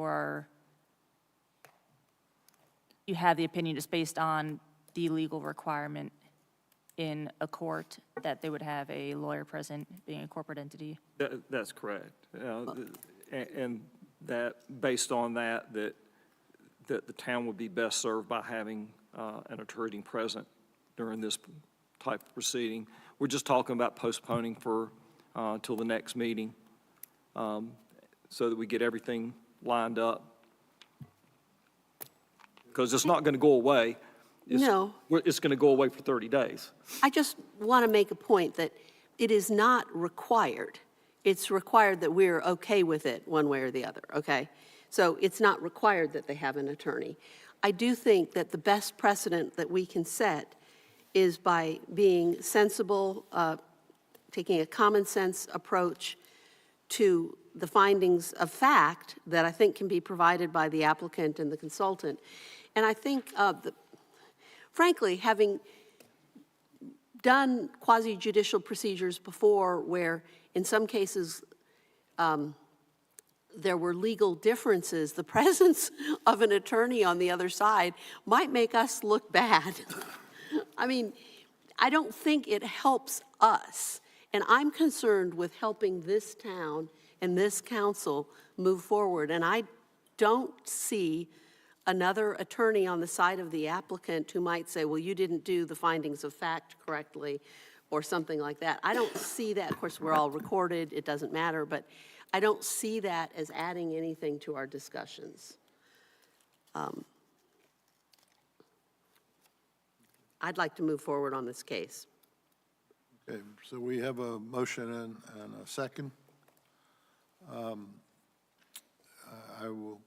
it's been proposed to move forward by council. I would say all in favor? Aye. Aye. All opposed? No. Nay. All right. Motion is denied. Mayor, I'd make a motion that we postpone consideration until the February meeting, at which time, through clarification with our attorney and the applicant, that they would be prepared to present their case with their attorney present.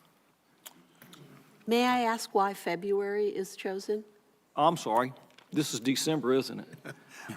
Hey, Merry Christmas, everybody. Thank you. February. Somebody's saying February is good. I So said February. Happy accident. If somebody has heartburn about it, then make a friendly motion. okay, I'll second that. Is Okay. the motion to continue to the meeting in February? Yes, sir. And that's a date certain. Can we give that date certain?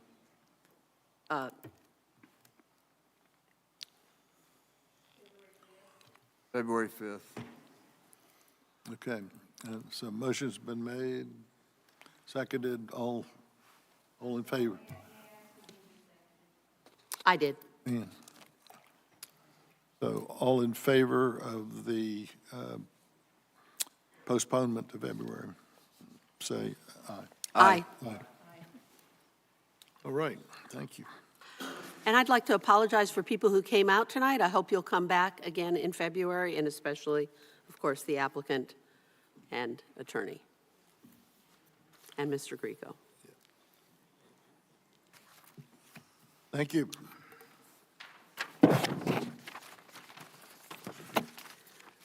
So that continues. Continuing with the agenda, we have public comments and community organizational reports. We'll take 2 minutes here to let people depart so we can have a more orderly meeting.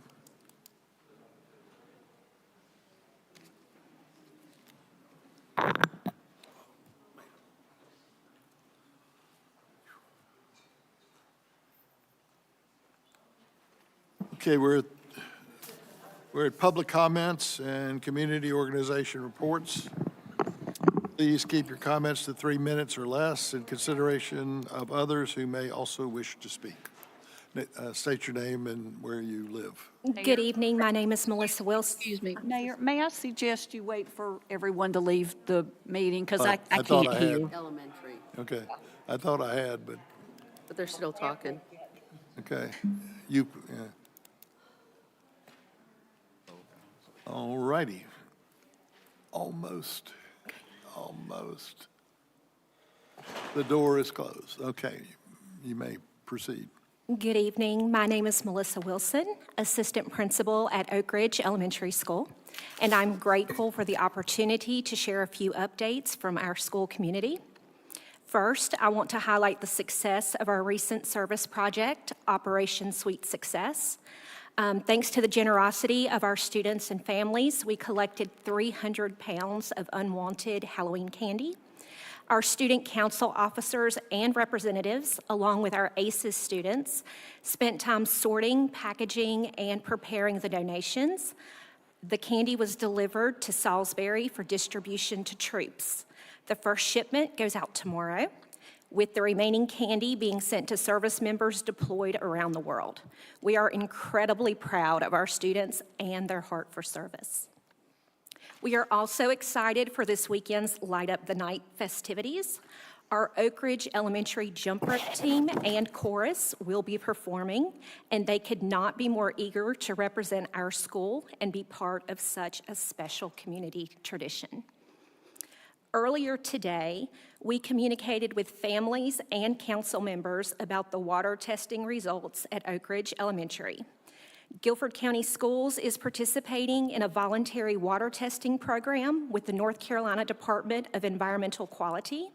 Through that testing, we learned of elevated PFAS levels in our well water supply. As soon as we were notified, we began taking responsible steps to ensure the safety of our students and staff.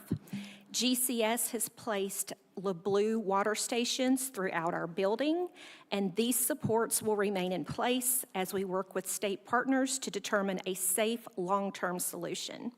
We also appreciate Mayor McKinnon's response, and we elevated his communication directly to our superintendent. Another positive update is the launch of our new transportation hub at the town park this week. We have had an excellent turnout from families.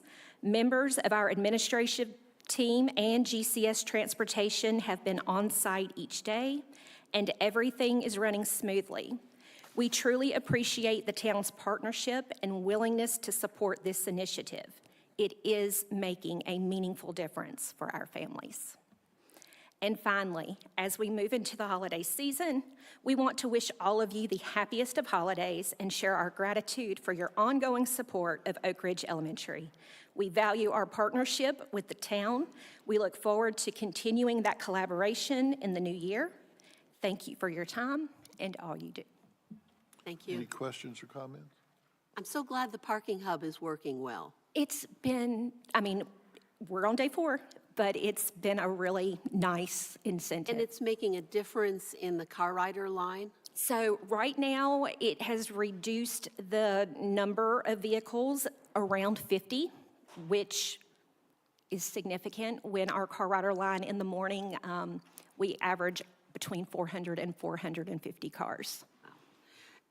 And a lot of this, I just want to say, give a public thank you to Brock Dunnigan, our park superintendent, for his openness to trying this out. And I think it's working well from staff's point of view also.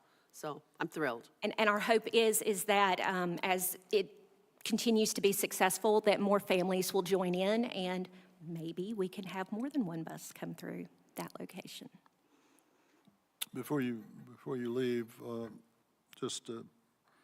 tomorrow I'll be meeting with Mr. Bruce and the chairman of our Water Advisory Committee, Mr. Spencer Sullivan. And I think one of the actions that will come next week when we have a water committee meeting is to have someone come and speak with you, because if you got here before dark, you'll notice there's a water tower going up. Yes, sir. And over the next 2 years, there should be water lines coming up from the county line from Winston-Salem, Forsyth County, right in front of the school, and then coming back down Linville Road, and hopefully continuing on to the Commons. So I know that we would like to have besides a letter, a dialogue. Oh, absolutely. And because we think we have the solution. It will take time, but I think we have the solution that can possibly deal with your issue. Just let us know, and we'll get that on our calendar. Good, thank you. Thank you. Thank you. Take care. Thank you very much. Is your finger up or your hand up, George? Well, come on up. Come on up. Don't be shy. Good evening, Mr. Mayor and Mayor Pro Tem and members of this council. I tell you, I want to just say, Mayor Harton, I'm so proud that you are not, I'm glad you asked that question. I'm George McClellan. I live at 2806 Oak Ridge Road, Oak Ridge, North Carolina. Mayor Harton, I just want to say I'm proud that you're my mayor of this great town. I want to congratulate Councilwoman Ann Snyder on her reelection, Lindsey Clark on yours. And we have a lot of work to do. We have, we got a water tower being built in the back. We got a water line getting ready to lay. And progress is being made in our town. We also have a community center, which has had a tour recently. I understand pretty successful. And having been in there myself, I believe it's worth every penny that's been spent. And will do great work for our town. Once again, as always, I'm proud to be a citizen of this city, and I look forward to y'all being my council members. Thank you. Thank you, Mr. McClellan. Thank you. Anyone else from the public that wants, sorry, sir. There we go, sorry. My name's John Blust. I'm at 5630 David Christian Place in Greensboro, North Carolina, and I do represent Oak Ridge in the North Carolina House, and I haven't been here since earlier in the summer. As some of y'all know, I had a back problem, an accident, and was laid up a disc. And for 11 days before they operated, it went into the nerve and all the way down my left leg. And my left leg got so weak I could barely stand, and the pain was excruciating. And so I laid there 11 days. I was unable to really do anything, and would dread having to stand up to even go to the bathroom. But as I lay there, I had time to think. I couldn't do anything else, but I recalled something I once heard motivational expert Zig Ziglar say. On a clear day, you can only see the stars from the bottom of a deep pit. And sometimes, just when things around you look the darkest, that's when God might be about to show you some of the most amazing revelations. And I just came to realize, one, how quickly I'd gone downhill, how all the things I had, especially health, it's just a blessing. It's nothing that I really did.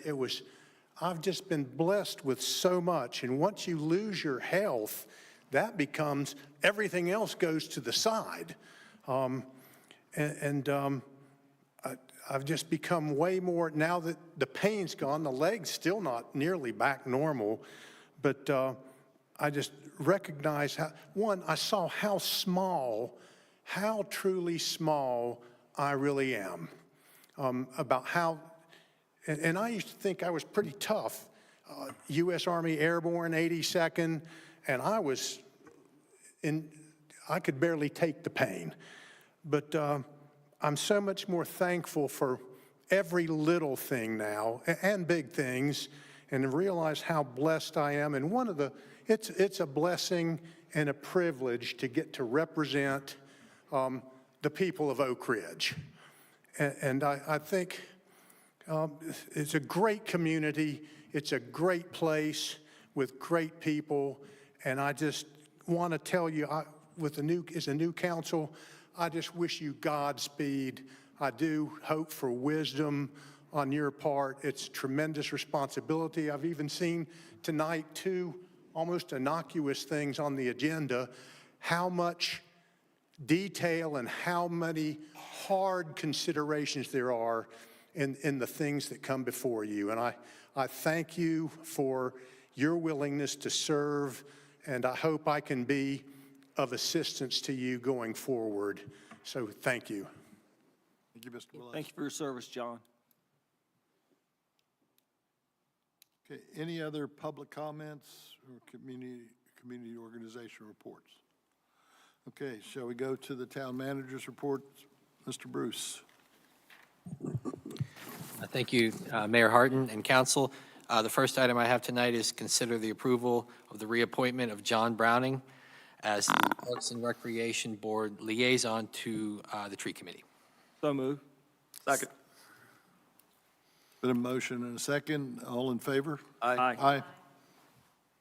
Aye. Secondly, to consider approval of Resolution R 2025-08 to add Pemberley Drive and Pemberley Court to the North Carolina State Maintenance System. Do we have a motion? So moved. Second. We have a motion and a second. All in favor? Aye. Aye. Thirdly, this is a topic that's been in front of the council several times over the last few months. This is the final step to allow us to advertise electronically on the Guilford County website. We've had discussion of a text amendment and a discussion of authorizing moving forward with the text amendment. So this is really housekeeping to approve a resolution R 2025-09 to allow for electronic legal advertising on the Guilford County website. I move to approve the resolution as described. Second. Been a motion and a second. All in favor? A Question question. for Mr. Stein. So on this resolution, I've had some folks call me. This is going to be on our website. So will there be a link from our website to the county website? How is this going to play out? It's not on our website, it's on the county website. I'm sorry? The advertising is on the Guilford County website. Right, but is there a link to the Guilford County website? If somebody wanted to look for an advertisement, It is also on our website. Okay. Those things are always posted on our website as well. Okay, so the legal advertising is going to be at the Guilford County. Yes. And as a courtesy to the general public, it's also on ours. Yes, sir. Excellent. Okay. thank you. Answer your question? Yep. Okay, any other questions? So we have a motion and a second. All in favor? Aye. And I have one other item under any other business. Yesterday, I circulated an email with council about a proposed CA to the contract for the water line contract with Park Construction. I was informed by our engineer earlier this week that the pipe specifications that were originally specified, that NCDOT has requested an additional specification to that pipe to allow for added PSI. And this is above and beyond what our system requires, but unfortunately, it is a requirement of NCDOT for any water line installed in their right-of-way. I've had extensive conversations with our operator, Envirolink, with our engineer at the Wooten Company, also with our Water Advisory Committee Chair, Mr. Sullivan, and with the Council Liaison, Mr. Harton. We have all agreed with the recommendation to move forward with a amendment to the contract to switch the pipe specification to and I'm sorry, I'm not as organized as I should have been, to the 12-inch PVC SDR 21 pipe, a total change order of $55,789.50. And just as a reminder, we do have a contingency of $220,000 on this project. So this does take up 25% of our contingency, but it is an absolutely needed change, and I'm asking for the council's support. Just to add to that, again, Mr. Bruce and Mr. Sullivan and I will be discussing tomorrow, but it's surprising that our engineer and the Department of North Carolina did not catch this in the submissions. But it's better that we found out now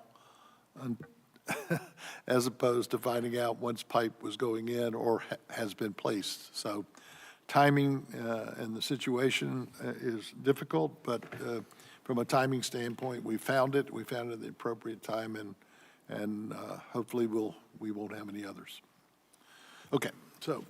I move to approve the proposed contract amendment of $55,789 as described by the town manager.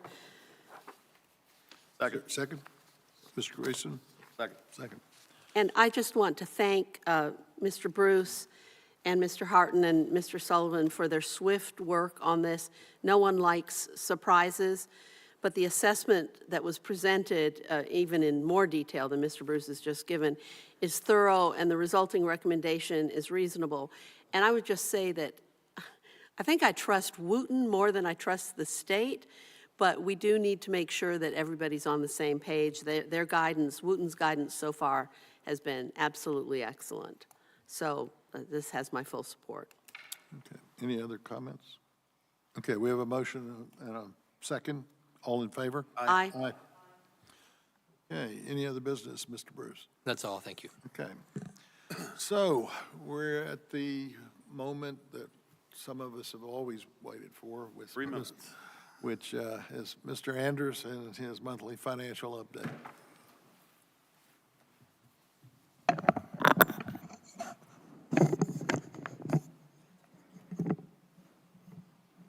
I'm just deeply disappointed that a technical hearing attracted hordes, and And here you are. I thought that maybe they were coming to hear me. And it just happens that way. You get used to it after a while. I hope y'all are well. Everyone should have got a copy of the financial reports by email. On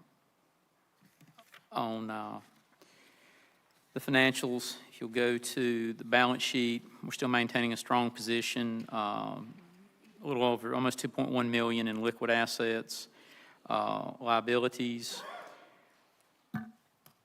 of 60,000 and 2.033 million in fund balance. As normal, strong position. Behind that, you've got the monthly financials with the revenues, the expenses, fund by fund. You will see an overall a negative flow for the month. We had to move monies around for funding to the water tank while we were waiting for the grants to come in. We had a grant check over $600,000 came in 2 days ago, and that has been deposited. So this was anticipated that we would be covering cash flow because there is a lag with the grants, although I will say that this funding grant process that they've got is actually much faster than most anything we've seen in the past from the state of North Carolina. So all in all, everything's working fairly well. Back on Schedule 3, assets and depreciation. Schedule 4 is the loan on Heritage Farm Park. And then Schedule 5 is on the Water Enterprise Fund. So all of that's in there. For the month, we had a ACH wire transfer remitting property taxes of $36,699, motor vehicle tax of $11,611. Total received was $48,310. These were all collections in the county as of November 30th. Monthly, we received sales tax, property tax as is normal.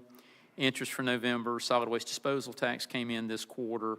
Again, HPC and Veterans Honor Green donations, town special events revenues, park revenues, and the Water Enterprise Fund income, which was tap fees and user fees. Investments at the depository banks, we are monitoring those. We're still looking for good rates. And the Waterline Capital Project Fund, the checking account checks are here, so everything's ready to go. We did move $1,000 in to open that account, and we've got everything on standby, ready to go into action. Annual audit is still underway. They will have it filed with the state before the end of the month. Presentation will be at the January meeting. A couple of other things in some late breaking. I got the dashboard from the county report today. They call it the dashboard. They send out tax collection data for each fire district and pursuant to the information sharing agreement between the town and the fire department. It's very good. Actually, it looks like sales tax revenue so far this year for Oak Ridge Fire District, which encompasses the town, is at 55% of the year already, and so we're running about 10% or 5% of the 50. We're running ahead on sales tax collection, which is actually quite good. The other item that is good is that motor vehicle taxes are still running stronger than any projection that I've seen or had on any work that I've done. I don't know who's buying all the new cars, but we've had a large uptick in motor vehicle tax. I think there's still going to be some residual effect from the fact that there had been some miscodings in the past at the county level, but that has been extremely strong. Our property tax collection has been extremely strong. We are expecting large collections coming in January at the end of the due date period for the property tax. And everything's tracking countywide on the dashboard. Everything is tracking in that manner. So we should have a large bump next month. But overall, everything is flowing well. In the support area, we've done quite a bit on the grants back and forth with that. Bill has taken lead on getting that grant money on the water tank, and we've had a discussion. Wooten is going to provide as a service included in their work. They will handle the complex filings with the state for the reimbursement on the water lines. So we've discussed that accounting process and procedure. It looks really good, and it's going to make it very streamlined. So I'm anticipating that's going to go very well once we start that project. But overall, fairly normal for this time of year, fairly normal for this month compared to prior year's months. So that's pretty much it. Do you have a motion to accept the finance report as presented by Mr. Anders? So moved. Second. All in favor? Aye. Okay. Thank you. You. Thank y'all. We're at committee reports. Do we have a report from the Planning and Zoning Board?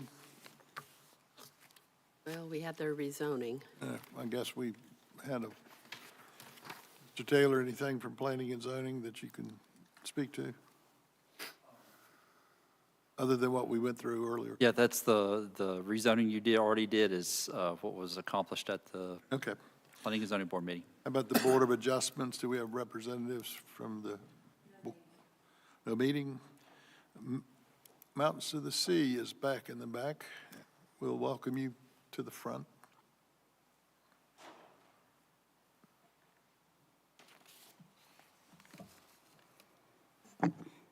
Ann Steele, I'm Chair of the MST Committee, 8927 Grove Park Drive. We held our monthly meeting on November 18th, and we approved the October meeting, minutes at that meeting.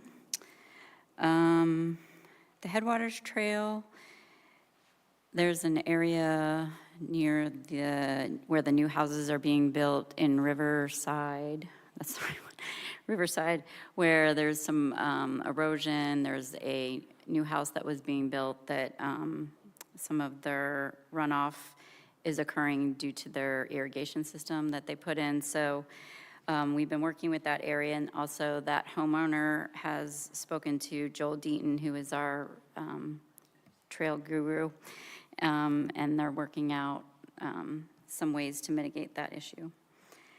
We also have a big issue, as you know, also with the beavers over there. Right now, we're just monitoring the situation and continuing to do our best to keep the trail open, and that's our plan for now. Martha Pittman has been named the vice president on the Friends of the Mountain to Sea Board, so that's really exciting. And there's a gentleman who wrote a book called Discovering North Carolina Mountains to Sea Trail. His name's Jerry Barker, and he is interested in coming to Oak Ridge and doing a book signing and an open house for the community. So we are looking forward to, hopefully sometime in February or March, having him come out for that. Most excitedly, we are ready to name our trails over on the east side of town. We are going to send a survey out to the community through Facebook, Nextdoor, Instagram, and through our trail volunteers list that we have. And so I'll give you the proposed names tonight. We have two trails. So for the first trail, which starts from where Scuba Tools is and heads in that way, will either be called Fern Hollow, Hawk Hollow, Beach Ridge, or Craggy Creek. And then the options for the spur loop are Carriage Trace Loop, Footman's Loop, Old Harness Way, or White Oak Way. So we're going to, hopefully this month, hopefully in the next few days, have a survey that will go out, and hope everyone can put their vote in, and the ones with the most votes will help name our trails. So, any questions? So tell me again, how are we going to send these surveys out? There's going to be a Survey Monkey or some version of something that Ashley, I think, is going to help put together. Google, okay. I think before we did like a Survey Monkey, but maybe something's different now. Okay, okay. But it'll go back out through Facebook, Nextdoor, Instagram, and we have a whole list of volunteers and through email that we'll send out to also. Okay. Thank you. Will it be on the site as well? Sorry, the website, the town website? Hopefully. Yeah. Yes. Yeah. That sounds like a good idea. Thank you. Thank you. Thank you. Thanks. Conservation Easement Committee, did they meet? They did meet. They did meet? No actions were taken, just further consideration of ongoing projects. As Councilperson Ann just mentioned, there was no action taken. We reviewed existing grant applications that have already been approved. Good. Special events.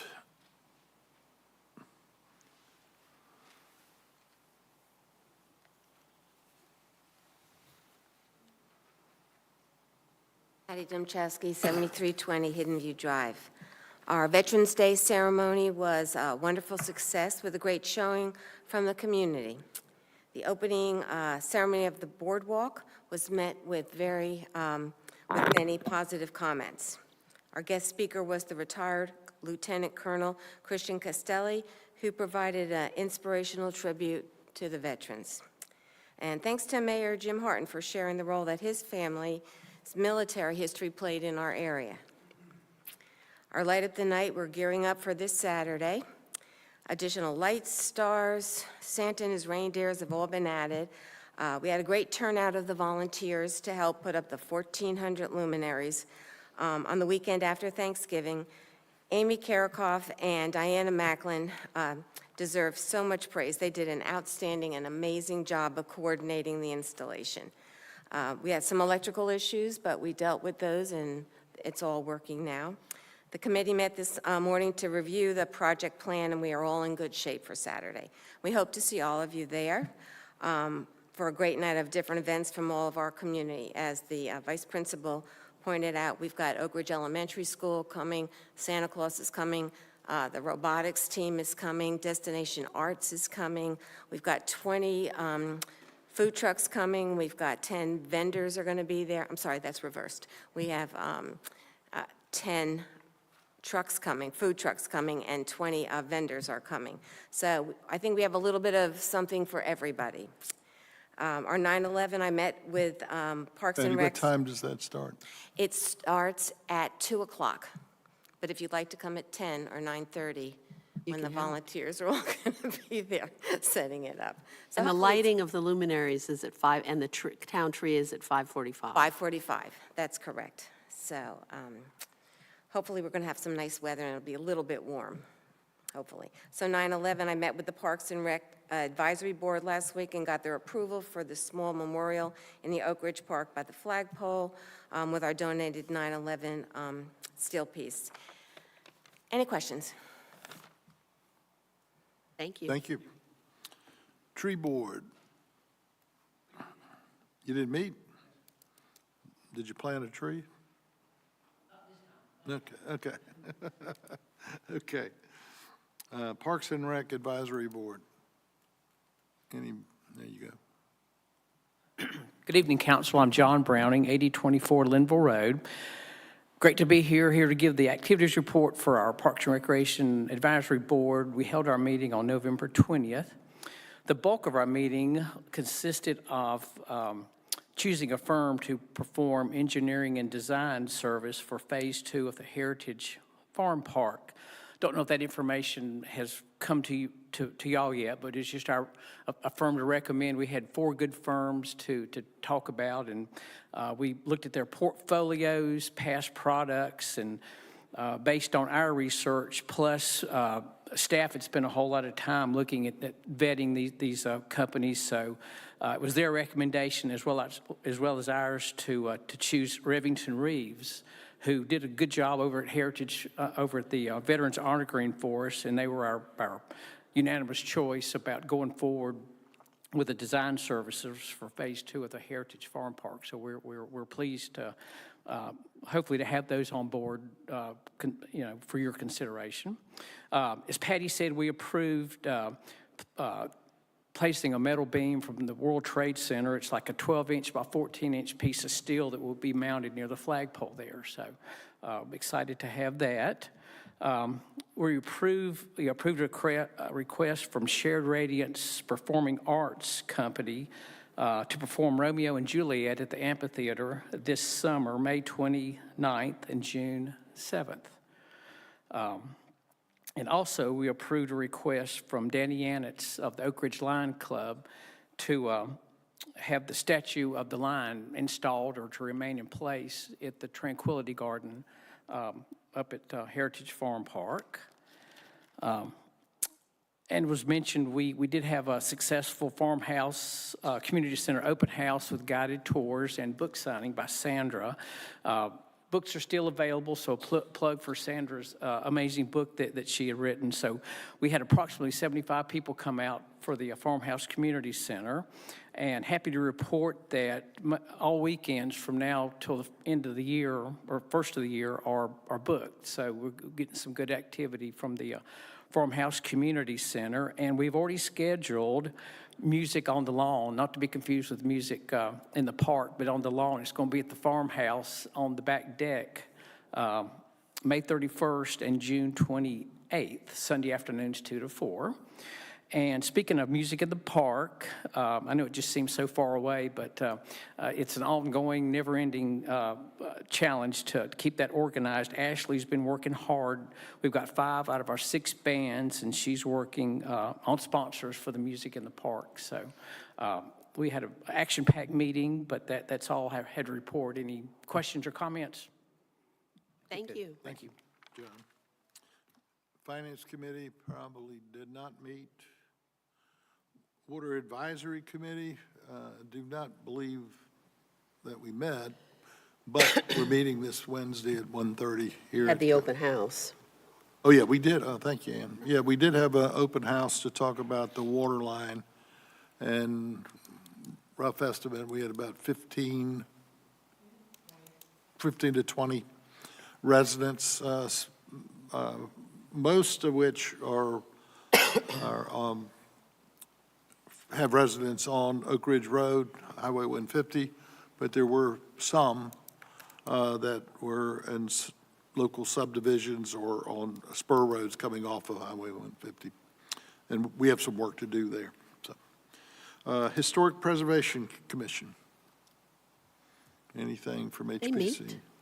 Did they meet? They didn't meet. They didn't meet. Okay. Winding down, public comments. Any further public comments? Mr. Anders. Sam Anders, 1829 Oak Ridge Road, Oak Ridge, North Carolina. Last month, I extended news that the Dewey Store was open. It's supported by my church, Moravian Church. Our congregation, the swim club has been extremely supportive, and it's been a wonderful location. The community has supported us. Sales are best in years. How good? We're having a special chicken pie making because the community has just about cleaned our chicken pie supply out. And when we do these, they are cooked at our church. There's an assembly line. Very skilled folks make and roll the dough and the gravy and cook the chicken and everything. So we don't have to worry. The chicken population in Oak Ridge is safe. We get chicken from outside of Oak Ridge. But it has been extremely, extremely wonderful the support the community has provided to this. The funds from this do go to the church for our outreach program, and a large percentage of that goes to fight hunger here locally through the Sunshine Room, also with the Rise Against Hunger that we work on with and communicate and work with the Military Academy on. So there's other organizations this reaches out to, but it has been wonderful the support we have received.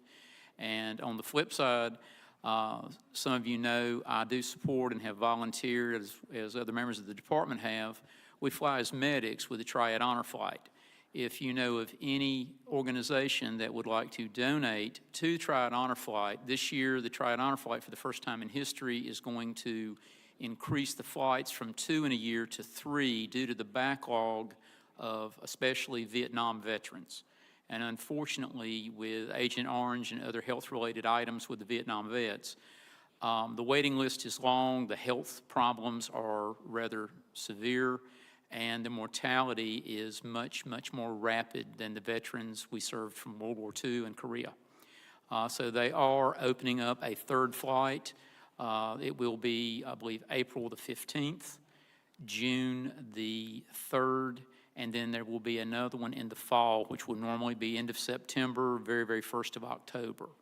But they are expanding, and the Triad Honor Flight program has expanded. There's sales forming at 3 other locations in North Carolina, one at Fort Bragg, one down near the coast, and one outside, I believe, the Raleigh Triad area.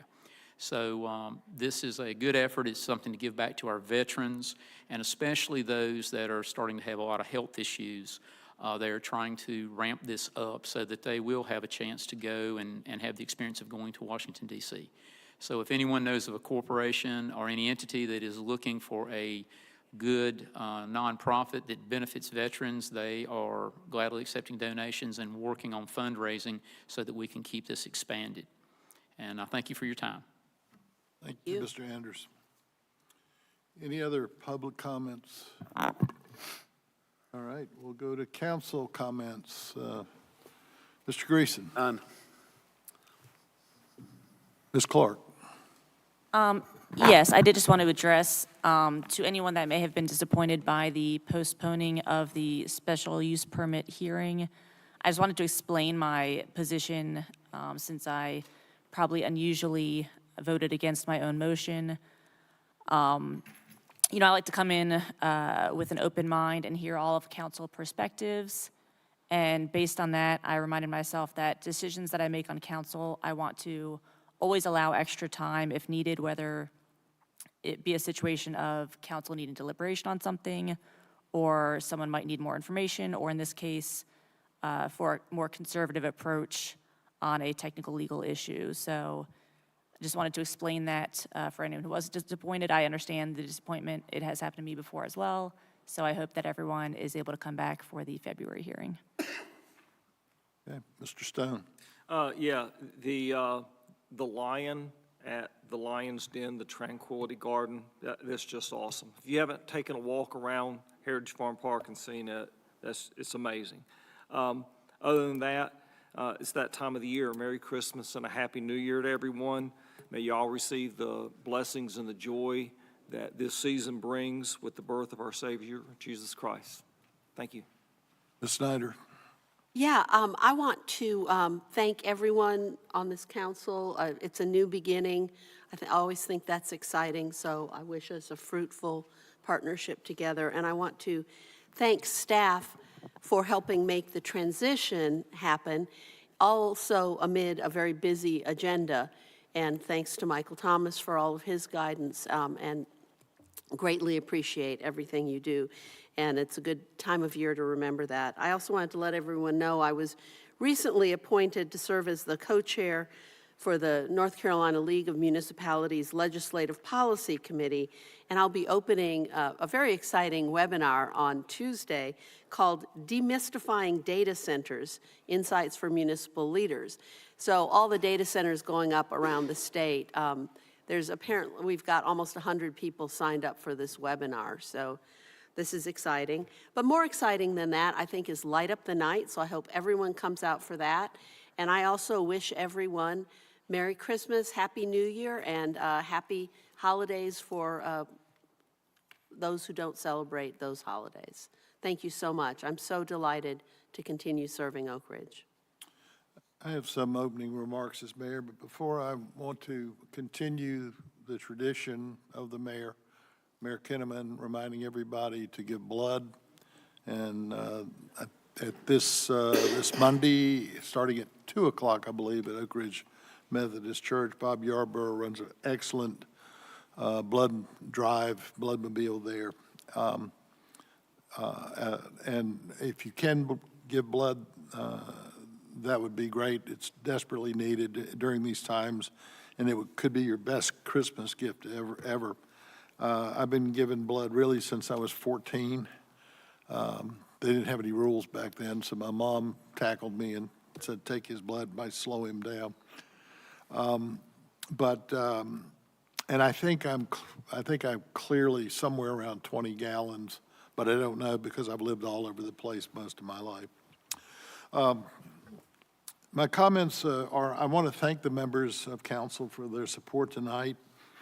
Though I admit that 2 years ago that I never would have been expected to be elected mayor, there are and have been council members far more qualified than me, and I think you saw that tonight because of the inexperience of dealing with special use permits and public hearings.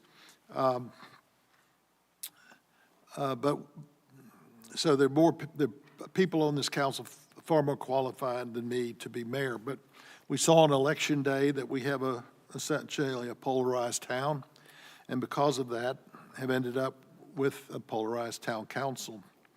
So you now have a mayor and an experienced town council. So you now have a mayor and a mayor pro tem that have 2 years of experience, a member who has more than 2 years' experience and has also served as mayor pro tem, another council member who has served many years on town council and was previously mayor and managed many of the committees that the town has occurred. And we have a new member who is at about almost 2 hours and 2 hours and a half of being on council. And I haven't done the math on Howard, and so I'll come back to you on that. But through the election process, our town has chosen a council with probably the lesser experience than those in the past, and also those that have not made the historic contributions to the town as the town's desirable outcome. So I consider this, for us, and for me especially, a brave new world. I will ask this town council to focus on our efforts on projects and issues that we can impact, and not waste time on things from previous councils that cannot be changed or reversed. Hopefully, with this approach, the polarity will lessen. Earlier this evening, I thanked and recognized departing Mayor Kenneman for his almost 16 years on council, and many years before that, making contributions through committees for the town. At the beginning, as I said, I did not agree with Mayor Jim on everything, but we found a way to work together on several major issues that face the town. He explained many of those, and though he is no longer Mayor Jim and not on council, I am pleased to know that he still wants to contribute to town activities and committees. So I guess I am now Mayor Jim and not Other Jim, which is a nickname that I preferred. You probably want to know what you can expect from me. So first, know that I have successfully run large organizations, but these were corporate businesses. And in those cases, I was the boss. Ultimately, I was responsible for the business and the operations of a North American zone of a major European-based business, and I was responsible for my decisions and ultimately the decisions of many below me. So I know about business, and when I ran for town council 2 years ago, I had hoped to bring a more business-like focus to the town.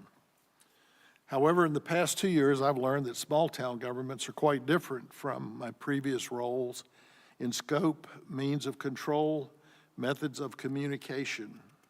For example, no more than 2 of us can be together discussing town business without announcing a special called meeting. Coming into that, this seemed very inefficient to me, but apparently by statute, it is necessary to avoid the appearance of conspiracy. This means that I will need to discuss many things directly with each town council member and attempt to find a balance between their views and mine. Regarding North Carolina statutes and other legal issues, I will count on Mr. Bruce, Ms. Smith, and Mr. Thomas to guide me through these challenges.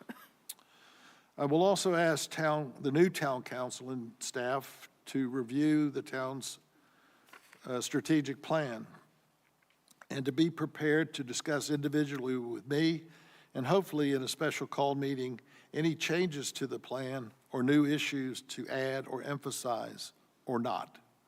Having run large organizations, a strategic plan sets the guidepost for the entire organization, but it is a living document and should be adapted over time.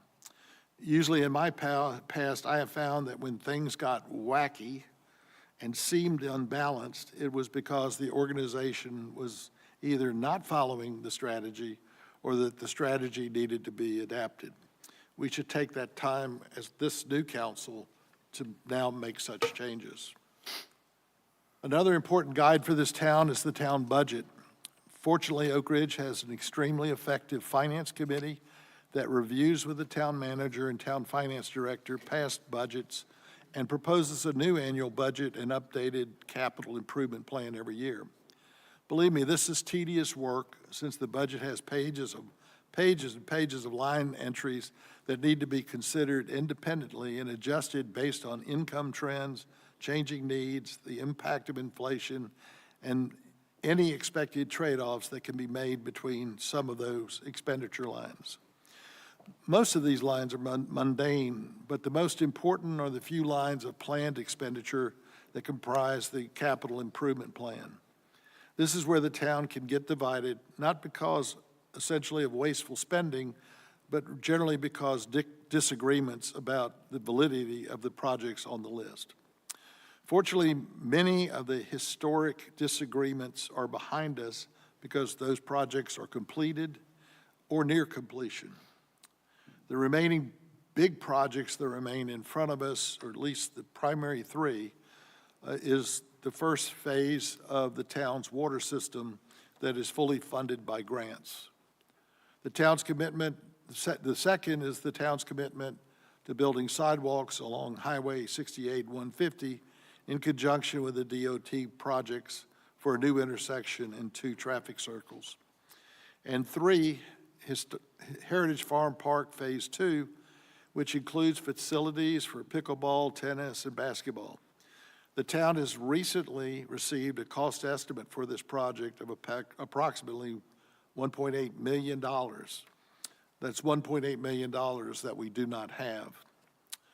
With council's agreement, I will be asking town staff and Mr. Anders and hopefully the Finance Committee to evaluate possible ways to obtain this amount of money, realizing that we must still pay off our current $2.4 million loan for the purchase of the land and initial improvements at Heritage Farm Park. Part of grants will continue to be very important to financing Heritage Farm Park Phase 2, and for that effort to be successful, as John mentioned, we will be awarding a contract to a consultant to develop a design for Phase 2, which will be necessary to be considered for such grants. To this, all of you should know that the opportunity for grants remains cloudy because, as I understand it, the state has not finalized its budget, and that there's still a huge emphasis on prioritizing funding for our neighbors in Western North Carolina who were impacted by Hurricane Helene. The bottom line here is a good plan is necessary to obtain a part of any other grants, and this will require a major effort from our staff and council that will take time and maybe more than the estimated 733 days that this council will be in session. I could go on, but Mr. Greason would probably shoot me. These are Anders, not Howerton. So I will stop here with these major challenges for your new town council. There are many others that are more granular in nature that must be addressed by town council, our staff, our capable staff, and our many working committees that really do the hard lifting for the town. And certainly that includes me as the next Mayor Jim. In this regard, all of us will need your support and the patience during the next 2 years. Thank you. Okay. Did you give them a chance to talk? I will. I thought everybody would talk. I thought everybody talked. Maybe they. Yeah, can we, So if there are no further, if there are comments, we take them, but Oh, if not, we'll entertain a motion to adjourn. first and second? Second All right. and third. All in favor? Aye. Sorry.